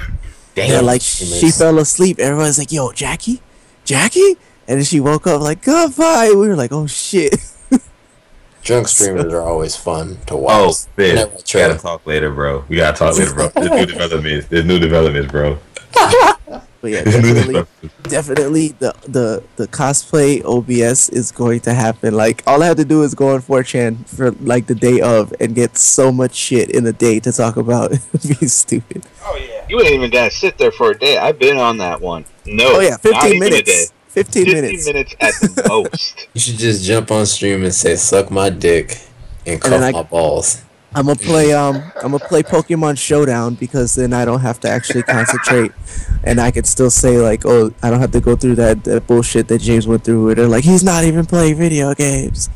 You know, it's so funny because when I started this show and they came at me with that was the excuse. The real reason was the Homeboy Tyson thing crossed the line, which I am not like mad about it. I mean, let me tell you. It crossed the line, and this is what was funny about it, though. What I found hilarious about it is, again, you know, satire versus, you know, I have never put somebody else out there and not accepted the criticism back. You know, and it's like I say all the time. You know, if you can't laugh at yourself, then you shouldn't be laughing at other people. And I've I've had drunken stupids at events, fucking made an asshole out of myself, fucking pissed my pants drunk. You know, I did everything fucked up you could possibly do. And I just laugh it off. So I didn't think, and again, this is the generation gap where I'm like, yeah, I laughed at it. Oh, how could you laugh at that video? Motherfucker, it was funny. I know, right? I forgot about it. Sense of humor. People use it. You know, and it's like I can understand it hurt certain people's feelings, you know, but it also was meant to be funny. To try and make a little bit light of a situation at the time when it came to UFGT, that people that traveled across the country to get DQ'd weren't laughing at it. And it was trying to say, look, here's the problems that happened at your event. It obviously escalated to a point that somebody, not me, I'm not Homeboy Tyson. I know I could spit hot fire, but, you know, Homeboy Tyson got his little auto-tune thing going there. He, or whoever was associated with him, was close enough to the event itself that he was legitimately frustrated. And this is how he expressed it. Now, did it go over the line? Yeah, it did. I can't fucking... Telling people to stick gerbils in your ass till it eats up to your esophagus, you know, it was pretty bad. You know, and I still... What I found funny was... That was what I got banned for. Not for content. Oh, okay. It wasn't the fact that because, again, the rules clearly state gaming related. Yeah, but cosplay is not necessarily always gaming related. Now, that's where I tell you, you got to put that fine line. Play Bejeweled or some shit. No, I want to play Pokemon Showdown. All right. You guys can handle this a second. I got to go take a piss. Now we talk about all this booze. Yeah, but yeah. Matter of fact, I'm about to play me some Showdown right now. We talking about it. Play me some random battle. This is my off day from games, bro. I've been streaming and playing. There's no such thing, dude. No, dealing with Yomi, you don't understand. That needs all be an off day.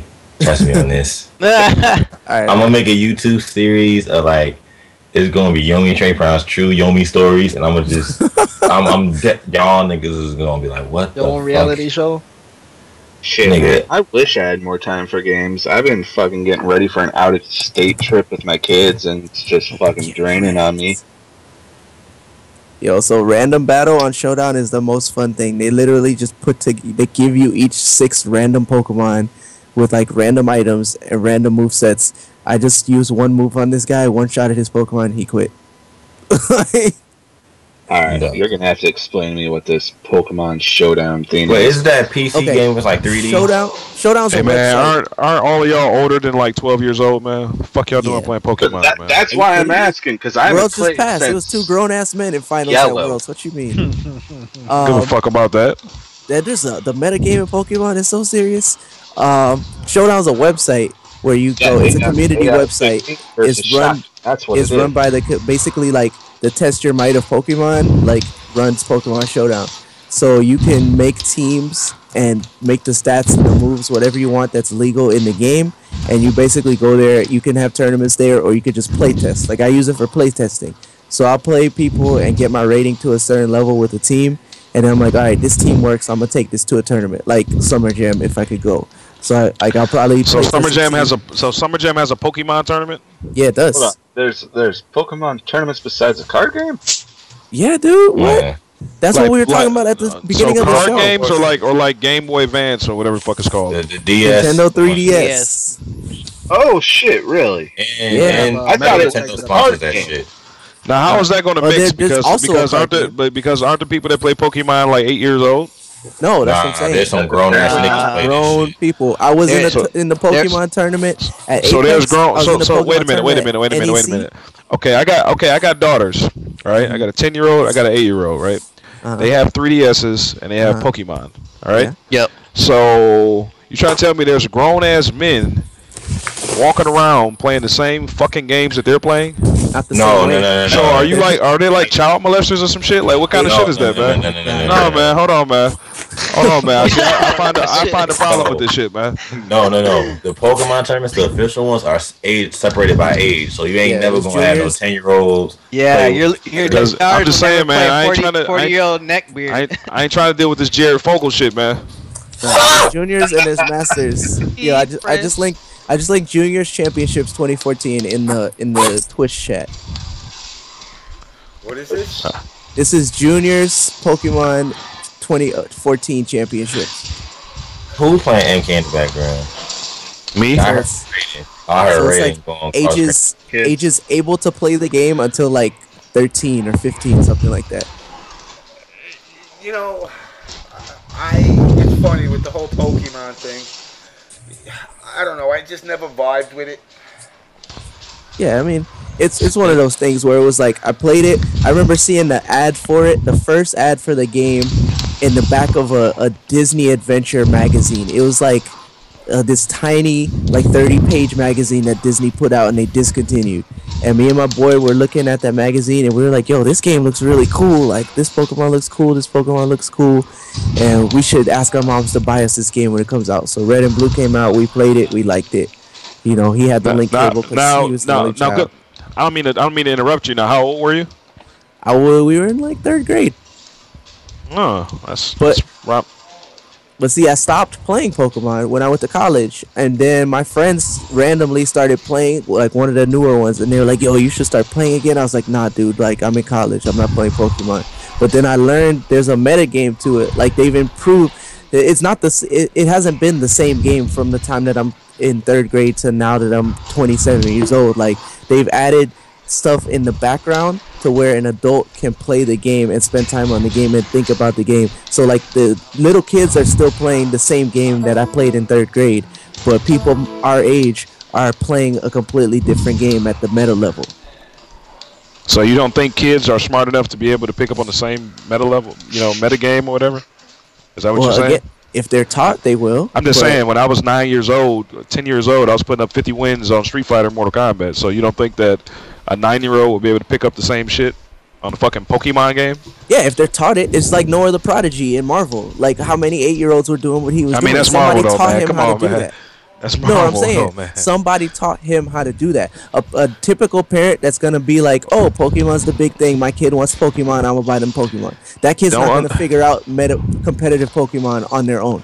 It has to be a parent that's like, if you or me had a kid, we figure out the meta and we're like, okay, this is how you really play Pokemon. And we're gonna put them on game. Yeah, exactly. Wow. That's what they're smart enough, but they're not gonna just do that. They don't know that exists to begin with. Yo, I forgot all about Ask FM. Now I'm gonna sell these 3DSs because they're grown ass men. Yo, you should do that. Trying to pick up little kids and shit. Yo, you should do that. You make some money off them shits. Yeah.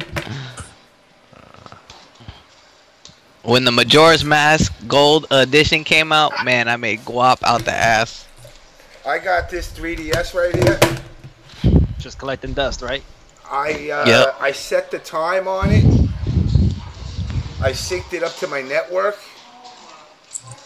Oh shit, what is this? Oh shit, this thing's got a pen with it?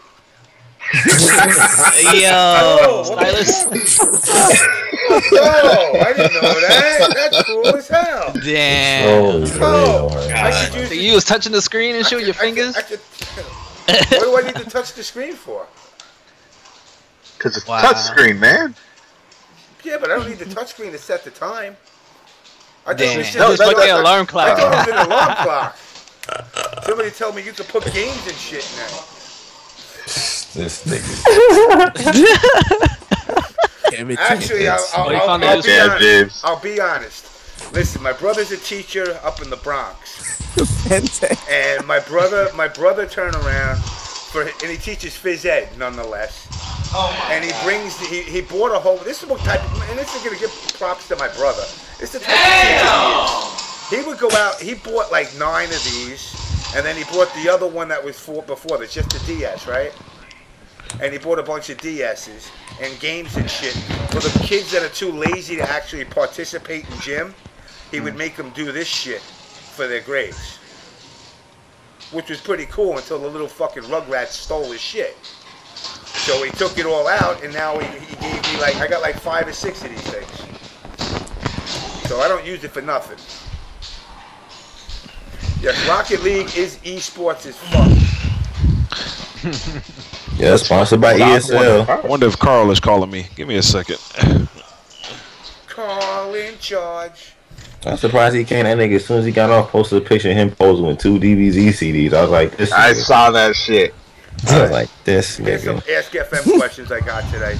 Today is Women's Equality Day. Who do you think is the greatest woman in history? My mother, because I got to come out her vagina. That's who. Yo, this is art. You be doing a good job keeping my name out your mouth, so I might throw a donation your way. Yo, oh, the blow up. Some weak ass art cap patrol, man. You enjoy your piss. I love it. Is MKX really rest in peace already? Yeah, kinda. When was the last time you took a nice solid dookie? About 5 minutes ago. Yo, you smoke reds? No, I don't. I smoke lights. You ever been able to spin on your head? Yes, back in the day I was. Gutex found out you talk shit. You shit talked him a couple of episodes back. He's pretty pissed. Good luck. Do you think Spooky should shut the fuck up about working when it only works 12 weekends a year? No, he can say what he wants. What pisses you off the most? Stupidity. Do you play Pokemon? No. What makes you bust the hardest nut? Anal. Simpsons or Voltron? That's a tough one. Ooh, that is. Wow. I might have to go with Voltron. Which Voltron, though? Because if we're talking the vehicle one, hell no. No, not the vehicle one. That's dumb as fuck. Nah. You seem like a Bud Light type of guy. True? Not really, but it helps me not get fat. Do you like the show Family Guy? I used to. Is it even on anymore? Do you enjoy the taste of cigarettes? Yeah, if I didn't, I wouldn't smoke them. How come black people complain all day? Damn. I knew it had to eventually go in a different direction. Those questions are kind of normal. The options, like, wow. Why are you wearing a red shirt? Do you think you a blood nigga now? Wow. Wow, indeed. Does it bother you when a woman queefs during sex? I've gotten up and walked away. Do you think Triforce is really a bad person? No. James, will you ever stream and play people on Fightcade while interacting with the stream? Yeah, I'm actually going to probably do that soon. Did you hear about the mass shooting? Yes. Avoided. Ask FM segment on OBS tonight? Yes. Block button is good. It eliminates ambiguous cross-ups. A lot of people don't like those, but honestly, they don't seem as OP once you learn the game. That's true. Do you prefer a block button? Is it true you are a janitor at a tech company? Why you pretend you're hot shit? Because I get bitches. Yo. Plain and simple. What else do we got? Do you think playing video games can be defined as a sport? No. Mentioning Dark Side Natives. What the fuck happened to him when you... What the fuck happened to him? When you stream, I expect him to be by your side, chewing bubblegum or marbles and talking about games. He's got a kid on the way, so he's kind of done. Have you ever worked with someone from the FGC besides Natives? Yeah, I've worked with a lot of people. Will you break bread and wine with Triforce? Sure, why not? Now the questions are fucking pouring in. Are you ready to watch the Jets this year? Get the fuck out of here. Watch my shit come out, man. Broken jaw quarterback. Why did that set you off? What's wrong? I hate the Jets. Hey, James, in regards to all this to do with Sonic and PL before the first 10, should I put some money on the match or just spend the money on a fleshlight? You're going to need your fleshlight. Do you prefer small nipples or big nips? My shit came up. In between. James like the Hershey Kiss nipples. Oh, no wonder why. Pepperoni nipples. You like the pancake? That match don't even count. My stick wasn't even on. Natus, that's Satan backwards. You should stay the fuck away from him. You're right. Do you think Henry Chen is baiting a donation drive? That's not gonna work. That would be fucked up, though. That'd be crazy. That'd be horrible. Yeah. What the fuck? Yeah, it's I'm good. Up because, again, like I said, broke motherfuckers going to these events. They didn't, you know, and I see people get mad at Henry, and I'm like, what are you motherfuckers mad at? You never gave him money. You never supported his business. You just expected him to, you know, for the community, pay the electric bill and keep the games in running order. We don't know the other half because he has a partner. Yeah, but again, if anything, what it comes down to is the fact that they're not making any money. You know, they do Magic and all those card games there. But again, it comes down to broke motherfuckers ain't buying those $600 cards every week, if ever. So it's like, you know, you're basically just giving squatters a space to hang out. Oh shit! Tomorrow's the last day. For no, they're doing they're staying open until February. All right. No, tomorrow's the last time Spooky streaming it though. Yeah. Oh. Yeah. All right. I might go down there and make an appearance. Do shits and giggles. Stickbug ain't spooky, is it? No. Okay. That's what? What's that? About Arturo? I think that's Arturo. What, Stickbug? No. Stickbug is Stickbug. Like he streams it. Yeah. Wow, more fucking questions pouring in. Jesus Christ. Calm down with the questions, people. Tell that fucking sack of shit to mute his fucking mic. Yo. Whoever is playing a game in the background needs to mute their fucking mic. What the fuck is this bullshit? How about this? Bitch, shut the fuck up before I put my dick in your mouth, bitch. How about that? Y'all niggas think I'm on this esports shit. I won't tell y'all niggas how the fuck the shit really go, nigga. That's y'all think? I'm on the OBS show, man. I'm still the same, man. And of course it's got to come in like some guys actually have the balls to at least put a fake name. These other motherfuckers are anonymous. Oh, it just said anonymous. Okay. Yeah, they don't give names. This is a game show, so we're in the background playing games. We're getting ready for Summer Jam, so yeah, we're playing over here. If you don't like it, then don't watch. You don't have to watch. You can turn it off. What else? James, what was the last time you took a nice solid shit? I just said that when you talked about the If Any Question is a Dookie. What the fuck, man? Alright, that's enough questions on that shit. Yeah, so again, guys, also keep in mind Summer Jam this weekend. Oh God, it's gonna be a fucking adventure. Woo. I can imagine already. Somebody's gonna be salty by the end of the weekend. I'm just say that. Oh yeah, first to 10 is gonna make somebody really sad. All I know is I'm going to drink my ass off either in celebration or disappointment. Hilarious. Hey. Yeah, it's definitely gonna be, you know. Again, you know, it's funny because I say I don't like MKX. You know, I say that not because I don't like the game. The game has its moments, but it just doesn't grab me. But then again, you know, I was playing Guilty Gear, and the same thing. It's like none of these games have had that. Oh my. You know, that Street Fighter Alpha or MK1, 2, a couple of the 3Ds in there, where I played them, and like I would come home from work to go play the game. Like I could turn around and be like, yo, listen, I know I got to do laundry, I got to do dishes, I got to go cook food, but fuck that, I got to play the game. I don't got that with MKX.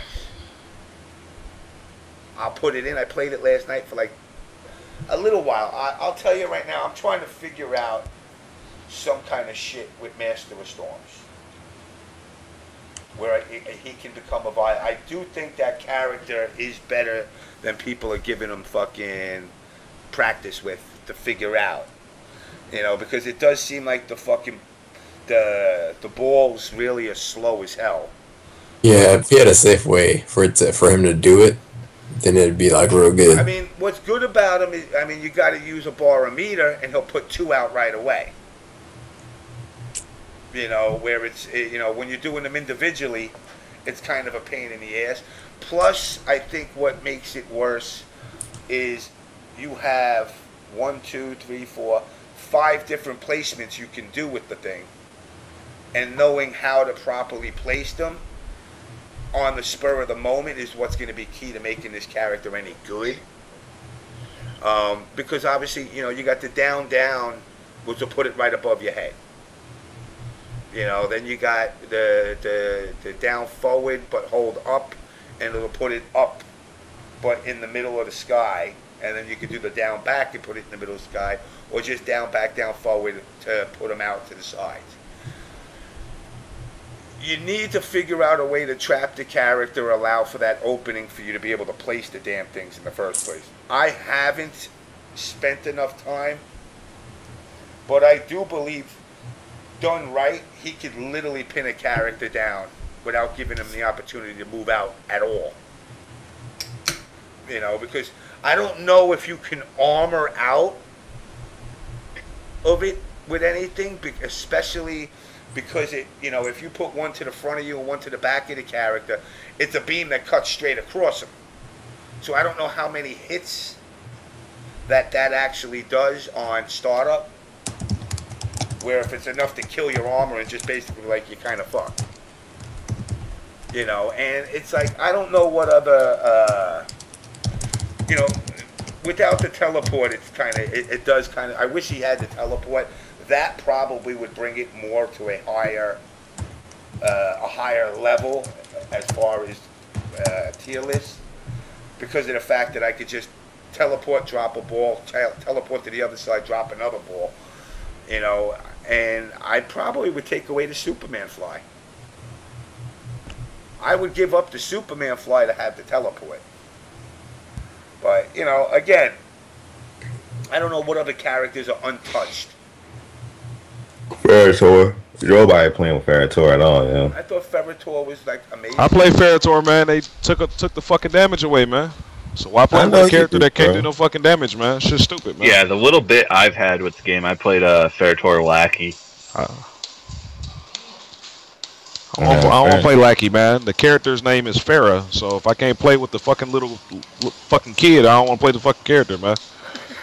That's Farrah. I'm just saying. Yeah, it kind of makes sense. I mean, you know, now what did she have that was good that they took away? The boss toss. They said it did too much damage. So every combo that they had, and they used the boss toss, it was doing like 33%, 33, 34, 35% with no meter. and they put out a hot fix. It wasn't even a real patch. They put out a hot fix like 2 days before fucking Combo Breaker, and the percentages went down like 4, 5, 6%. So you got the biggest, strongest character on the game doing like 28 damage. And then you got little fucking Prada bag wearing bitch doing like 30s. Exactly. So this bitch is doing, she's doing 45, 50 in the corner, no meter, 1 meter, and the strongest, biggest motherfucker on the game doing 27, 26%. Fuck out of here, man. Yeah, they I don't know, man. Their logic to the patches. You know, I don't even want to say they listen to the community. I just think they wake up on a fucking Monday morning and like, you know what, fuck it, let's just patch this shit. They do. They don't listen to us unless they see it themselves. Like, I'm gonna tell you right now, Boom was sick as CEO seeing Tanya like that. That's why she got nerfed the way she did. Seeing all them teleports. And the way he was on the phone, he looked sick. He was like, bruh, what the fuck have we made? I was like, yeah, that's what y'all get for y'all patching a couple days before the damn tournament. Because that's when CEO, they patched like the Tuesday of the week of the tournament. Yeah, they did it to CEO and that was Wednesday, man. They did it on Wednesday. Yeah, no, they did it on Tuesday before we left. No, it was because before we left. It was Tuesday. It was on Wednesday, bro. For Xbox, it was on Wednesday. For Tuesday, it was for PS4. Oh yeah, 3 different days. I got a PS4. I got a PS4 over here too, man. We was playing on Tuesday before we left, bro. That was before we left for to go to the local on Wednesday. We was playing with that new patch. The fuck out of here. I'm dead ass serious. Grab me a talking plate about this faggot ass fucking game. Gonna call it a night. on that note, thanks for having me again, James. And cosplay OBS is on the way. What is that supposed to be? Cosplay OBS. What is that supposed to be? What's that supposed to be? It's gonna be OBS, but we're gonna focus on drama in the cosplay community rather than. So let me get this straight. Cosplay people have a community. Yeah. Yeah. It's bigger than the FGC. How do you have a cosplay community? Like so it's like some Halloween shit every fucking day? Basically. Basically. No. Actually, we were just talking about this today. Is like Halloween is kind of like a moot ass holiday for cosplayers now, because it's like I could cosplay the most godlike, Kotal Khan, but then I go out to a regular ass bar and nobody knows who the fuck I am, because they're all like some regular ass movie going people and they're not FGC, so they don't even get my costume. I'm Michael Myers. So it's like if I'm not the fucking Scream guy or Nick Fury because they saw the Marvel movie maybe, or like Batman or some shit, they don't get it. So it's like cosplayers actually don't really like Halloween that much, unless that's because most adults don't play video games and watch cartoons. That's why there's a community of those of us who do. Yeah, man. I mean, I don't know if they offended or not. These people in the bar don't know that I'm a Naruto character. Yeah, I mean, like, it's not that. But you know what I'm saying? Like most fucking adults don't play video games or I don't know. Yeah. I don't personally take offense, but when it's like, oh, there's a costume contest, and like I've won a contest at like CEO for my costume, and then I'm here and I get fucking second, third, or not even place to some guy who's cosplaying Shia LaBeouf with a green screen behind him, it's like, really? What you said? What type of event? What do you mean? Oh, like I won the costume contest at CEO and at Final Round this year, and I was gonna. Come on, man. Let's be honest, man. These little tournaments trying to be like Yumacon, man. Let's be honest, man. Let's be honest. I'm gonna call them out on it. We've been doing Yumacon for years. We've been doing Yumacon for years, man. These motherfuckers ain't never had nothing about no cosplay nowhere. And now these motherfuckers having these rinky-dink ass fucking cosplay competitions at these fucking tournaments, man. Get the fuck out of here. And the people that do the cosplay at these fucking competitions are trash. Got these fat hoes, got these fat bitches showing up, bellies all out, that's disgusting. Nasty looking. Which is why I beat them. You know what I'm saying? That shit ain't no fucking cosplay, man. That shit is atrocious. That's why that shit should be banned at the door. Atrocious. That's why I win that shit free. That's why I was gonna get that money this weekend at Summer Jam, but now I have to work, so I'll get money. I can't believe you went and tried to compete at a CEO goddamn cosplay contest, man. Because this shit's free. I won. That's like going to I don't know, man. That's like Kobe showing up at a damn wheelchair basketball game. If they don't stop him, they ain't stop me, dog. I got $300 and a razor stick, which I sold. Like, this shit was free. Oh god. Cosplay, not these so-called majors. They want to be like Yumacon. They want to be like us. You know what I'm saying? I see what it is, man. It is what it is, man. Y'all, they'll never be Yumacon. They won't. There's 20, 30,000 people at Yumacon cosplaying, not 10 people participating in some rinky-dink FGC cosplay tournament. Again, I don't need them to beat Yumacon. I just need them to host the event so I could go get paid. I know. Well, that's those are where the real cosplayers are. That's that's the Evo of cosplay. But I mean, honestly, that's how going to anime cons. I noticed that too. Like when I first started going to anime cons, there'd be like 1, maybe 2 FGC people in the game room, winning all the games the whole weekend, all the tournaments free. Like now, FGC is going to conventions in abundance to where it's like shit. Like my whole community is here at this convention. I can't win it free. Like that used to be the sleeper. Like you show up at the con and none of the people that beat you are there. You're like, oh, I got this shit. Like it's gonna be the same thing now that it's common knowledge for FGC to go to conventions. It's about to be common knowledge for cosplayers to go to majors, and then I'm gonna start losing them too. So it's like, because I'm not about to put, I'm not about to put $1,000 into a costume to win 300. Like one of the things I'm noticing now though is like, even on my Facebook timeline. Yo, everybody and their mother like trying to be a TO now. Yeah. It's like, yo, this is Bill's Deli in fucking Boise, Idaho, and we're hosting a local regional major. What the fuck are you talking about? A local regional major.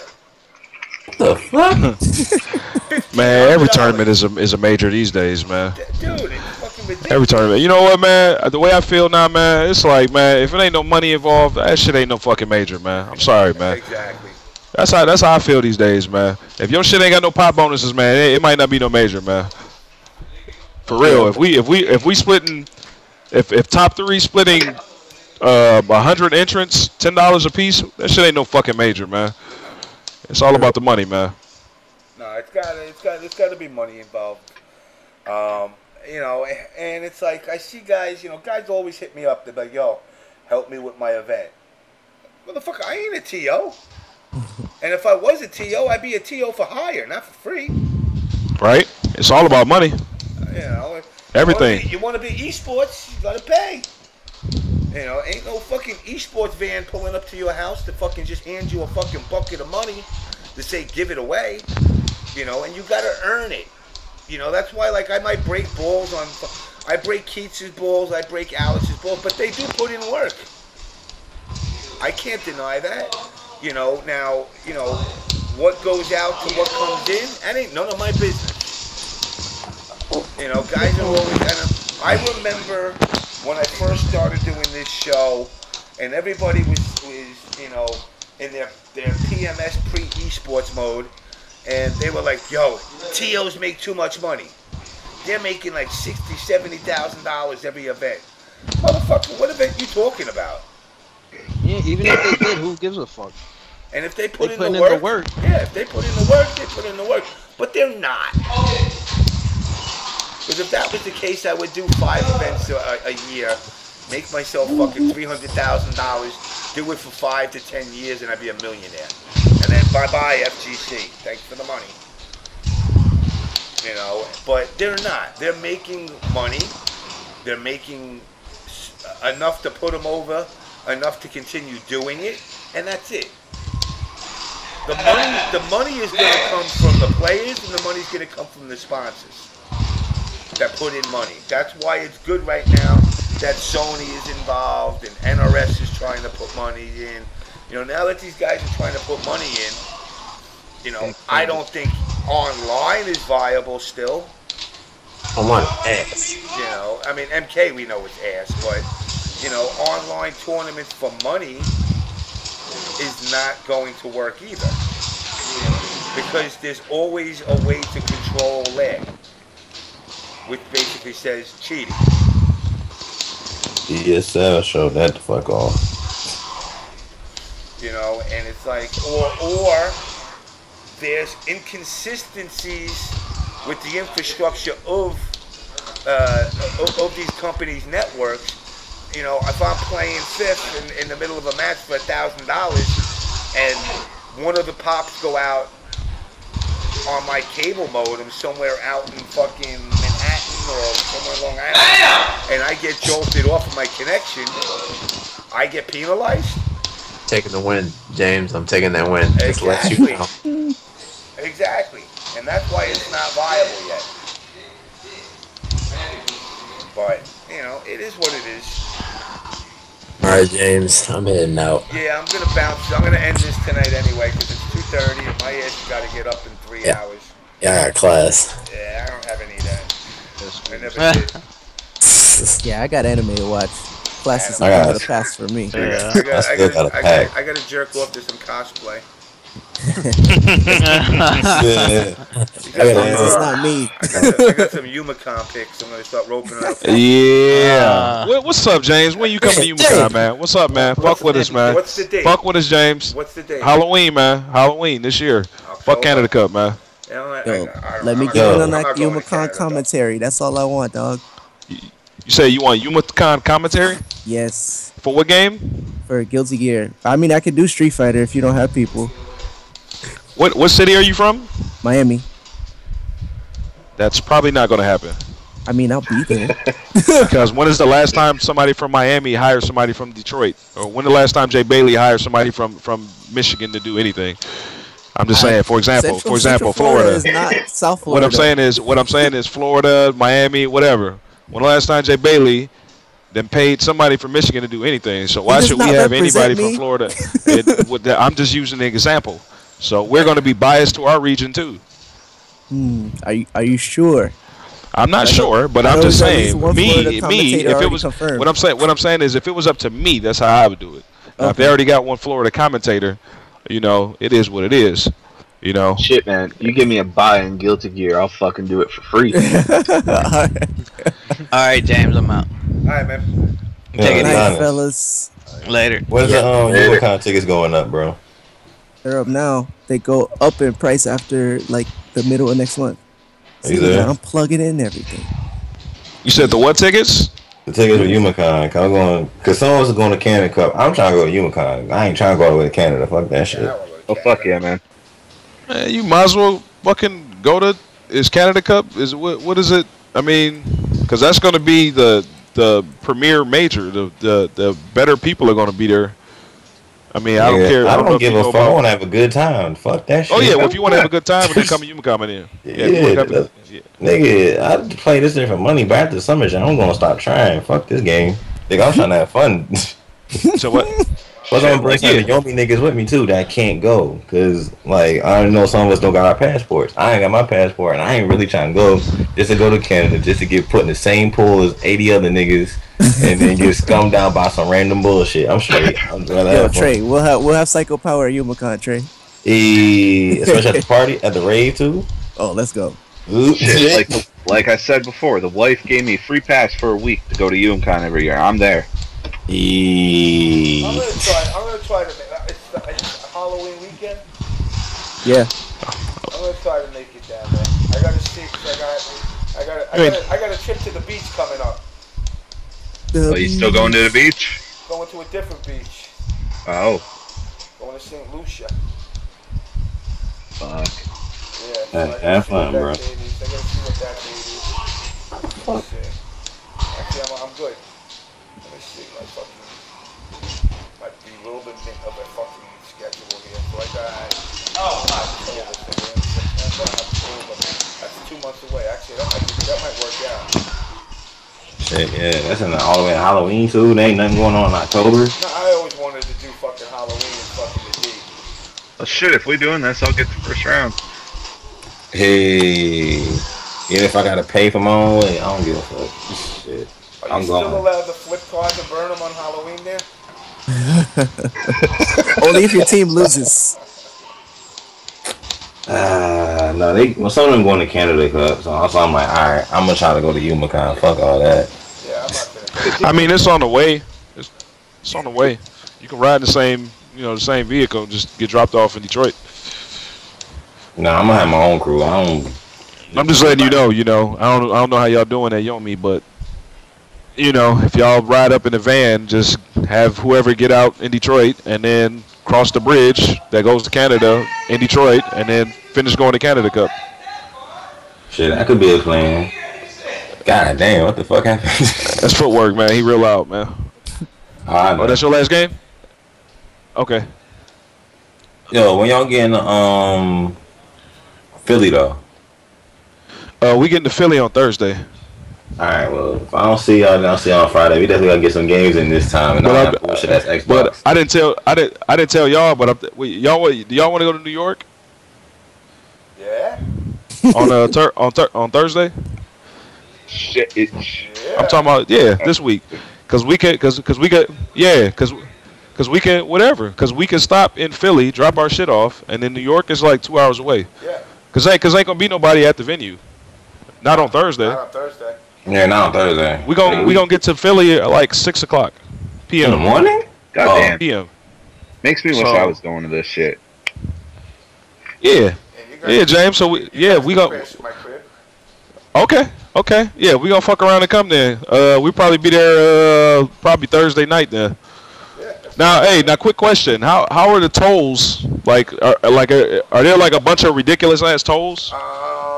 There's a toll when you come from Philly. There's one toll leaving that's like $5. And then once you get to the Jersey Turnpike, it's gonna cost you about $9. And then there's a $15 bridge. God damn, man. Yep. Telling me about that. Robbery, man. But can't we catch a bus to New York for like $10? Yeah, you can. I don't know how often it runs, or you could also catch a train up the Penn, and I could shoot you down and pick you up. I'm trying to think. I don't know. I'll see. I'll figure something out. What's tomorrow? Wednesday? Tuesday? Tomorrow's Wednesday. Yeah, because we're leaving Thursday morning. Yeah, you can. The easiest way to do it is probably hop a train from there, which is like maybe $15, $20 maybe tops, and that'll bring you to New York Penn State. Nah, you know what? That's gonna be more expensive though, because it's gonna be like 4 or 5 of us, so that's gonna be more expensive. You know what I mean? $15 a head. Yeah. There and back. That's more expensive. So we'd be better off paying the toll. Yeah. Yeah. Yeah, cause I'm. You're better off paying. Toll's gonna run you about $20 total. $20. That ain't too horrible. It's not that bad. Except coming back, it's $18 for one bridge. It goes up fucking from $14 to $18. Which makes no fucking sense. What's up with the East Coast and all these fucking tolls, man? You gotta pay for the fucking tunnels. We dig all these tunnels that we never finish, and we gotta pay the motherfuckers. It's to lower our state tax. Whoops. Because then the people that don't actually drive don't have to pay for the roads in their taxes, basically. The highways, right? All I know is fucking New York, we rob you on everything. Yeah, we got tolls here, but nothing like crazy like that. No, you guys got some fucking quarter and 50-cent shit. We ain't got that shit no more. No, they're not quarter anymore. Oh, what are they? But still, like it's like 50 cents if you have the special pass. Like if you're just paying, if you're from out of state and you don't have we call it a Sun Pass, then you have to pay full fare. It could be like anywhere from like $1, $1.50 per toll, but then it's like a lot of tolls. Yeah, see, I'm not liking that shit where it's like a toll every fucking 10 minutes. Where was I? I was driving somewhere. They did that. I think Ohio. Orlando's got a ton. Like we don't have as many in South Florida as Orlando. Or maybe it was in Florida because I drove from what is that, Broward County up to Zephyr Hills or Zephyr Falls or whatever the fuck it is. and I hit like 1,000,001. Like every 10 minutes, there was another fucking toll. I'm like, yeah, really? Central Florida's got a ton. South Florida's not so bad. Shit, the only time I ever dealt with the tolls was heading down to Chicago. That was fucking bad for me. Chicago's pretty fucked up with the tolls too. Sure is. We ain't got no tolls up here. We ain't even got a freeway. Where are you, man? I'm surprised they have internet. Alright, pull up Google Maps. This is gonna freak your shit. Oh boy. Just give me a town. Ishpeming. What the fuck is that? What is it called? Ishpeming. Ishpeming. Yeah, ISHPEMING. And that's where again? Right above you, the Upper Peninsula. Oh no.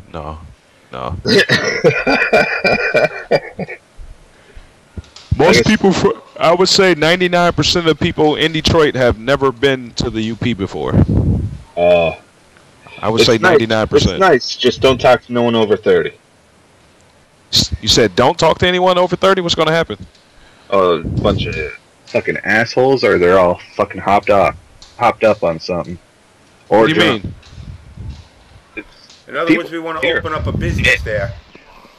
There's nothing that would open up a business, not gonna lie. Sell drugs. That's the only business there is. Yeah, it's a good business if they're paying. I just don't want no toothless. That's just it. No toothless white trash bitch sucking my dick. They're gonna pay you, but they're gonna give you one of those electronic benefit cards. I'll learn to take EBT. Wow, you are in the middle of fucking nowhere. You're like on the tail end of the fish there.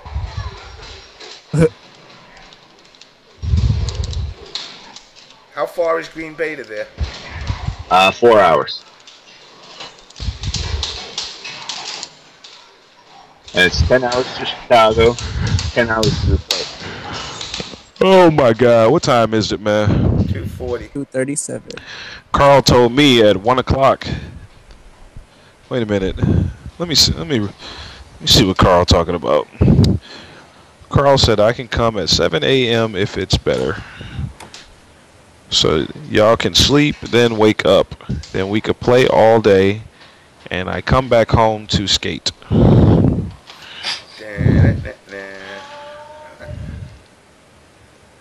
Well, we're not the one in the exhibition money match. We're one of the best players in the world, so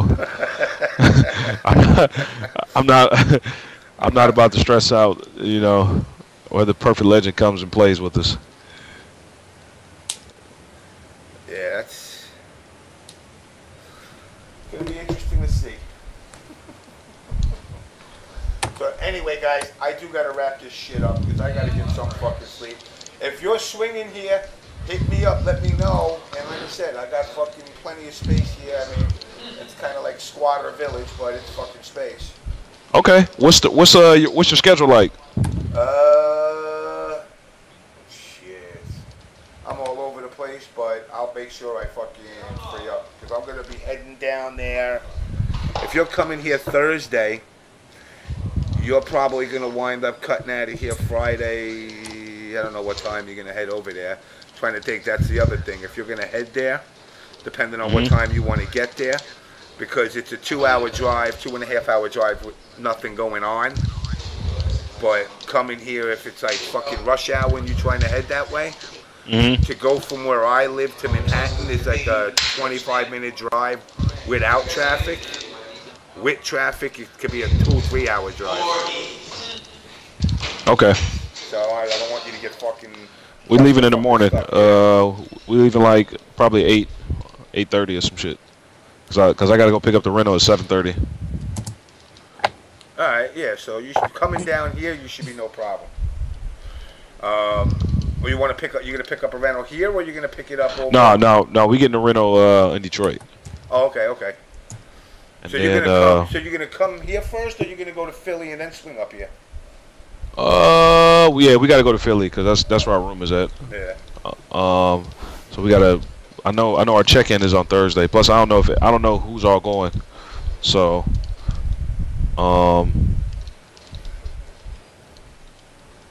So everybody might not go. Some people might want to stay in Philly. I want to go. Yeah, like I said, I'll take you to some of the nicest, the classiest of titty bars. Or if you want the grimiest of ones, I got both of those. Well, that being said, I think the Wednesday before Fall Classic, I'm gonna be in New York. I'm just saying. You gotta hit me up. All right, we'll do. All right, I'm signing off. All right, brother. See ya. Hey. You streaming now there, Trey? You gonna go stream now? I see your things pop up all night. Nah, I ain't streaming up. I ain't streaming tonight. I'm probably gonna stream when I get to Yomi tomorrow. Just a little quick one. Not tonight though. What's going on with Yomi? Damn, Trey. Before y'all start, did that Corey dude? What was the score when you fought him on Sunday? Ooh. Corey the Dragon. Oh, that bullshit, man. Don't even remind me of that bullshit. What's the score, man? You gotta tell me. It was like 6-2. Oh he my beat God. me. Because like I said, neutral jump. When that shit started happening, he just kept neutral jumping on me. I was like, man, I get irritated very quick when I start playing autopilot. When I get irritated, I would have beat him. I would have beat him for you if you asked me to, man. Nigga, you should have beat him. I know you. I know I dropped, but if you just said, "B, can you beat him for me?" I'm like, "Oh, okay, I'll beat him." I was like, all right, this nigga got this. I ain't gotta deal with this jumpy ass climb. I was like, God damn it, nigga. Yeah, I had a drop. It was a good match though. Hino, I've taken Hino there. I take him to the classy Wakamba Lounge. It's now filled with Venezuelan women. Hey. That's what I'm talking about. You got Venezuelan, Colombian, Dominicana. That's it. Ooh, yeah. That's what I like. And that's my spot. That's my go-to spot. I just fucking get really bad there. Now, what borough do you stay in, James, or suburb? I'm on Long Island. Oh, Long Island. So that's the burbs, right? Yeah, I'm in the burbs. Okay. So, but it's like I said, it's a 40-minute train ride for me in the morning to the city, or a fucking an hour fucking drive. But I don't drive because it's fucking. Try parking in the city during the week, it's $50.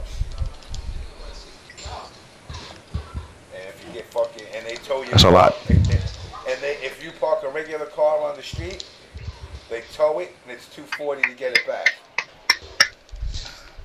You said what? I said if you park your car on the street in the city during the day, during the week, they tow it, and then it's $240 to get it back. That's fucking robbery. Yeah. Yeah, it's definitely fucked up. But then again, where you're living, you ain't got to worry about that, man. You got to worry more about parking your car somewhere where it sinks back into the fucking lake. You like really up there, fucking north. How far are you from Copper Harbor? Copper Harbor, I'm about an hour and a half drive. Damn. Actually, thinking about it, maybe an hour. What did I just see is going on in fucking Toronto this week? Something going on. I forgot. There was a reason why I was thinking about going to Toronto. Yeah, fuck Toronto. I don't want to go there right now. Unless it's Toriyukin or some titties getting thrown in my face, there ain't no reason to go there. Oh wait, they got that poutine shit. That's pretty good. Yeah, I ain't stressing over a passport just to go to fucking Canada, cause I'm good. Oh, fuck no. Yeah, no, it's kind of... I just actually redid mine. I'm waiting for it to come back. That was fucking so I can go to the islands. Going to the beach, man. Hey. Again, I go to the beach. I don't have to worry about getting paid. So don't be asking me to put motherfuckers on blast because they don't owe me nothing. Y'all gotta fight for your own money if you want to get it back. I tried to fight for guys only to have them go, "You didn't do it right."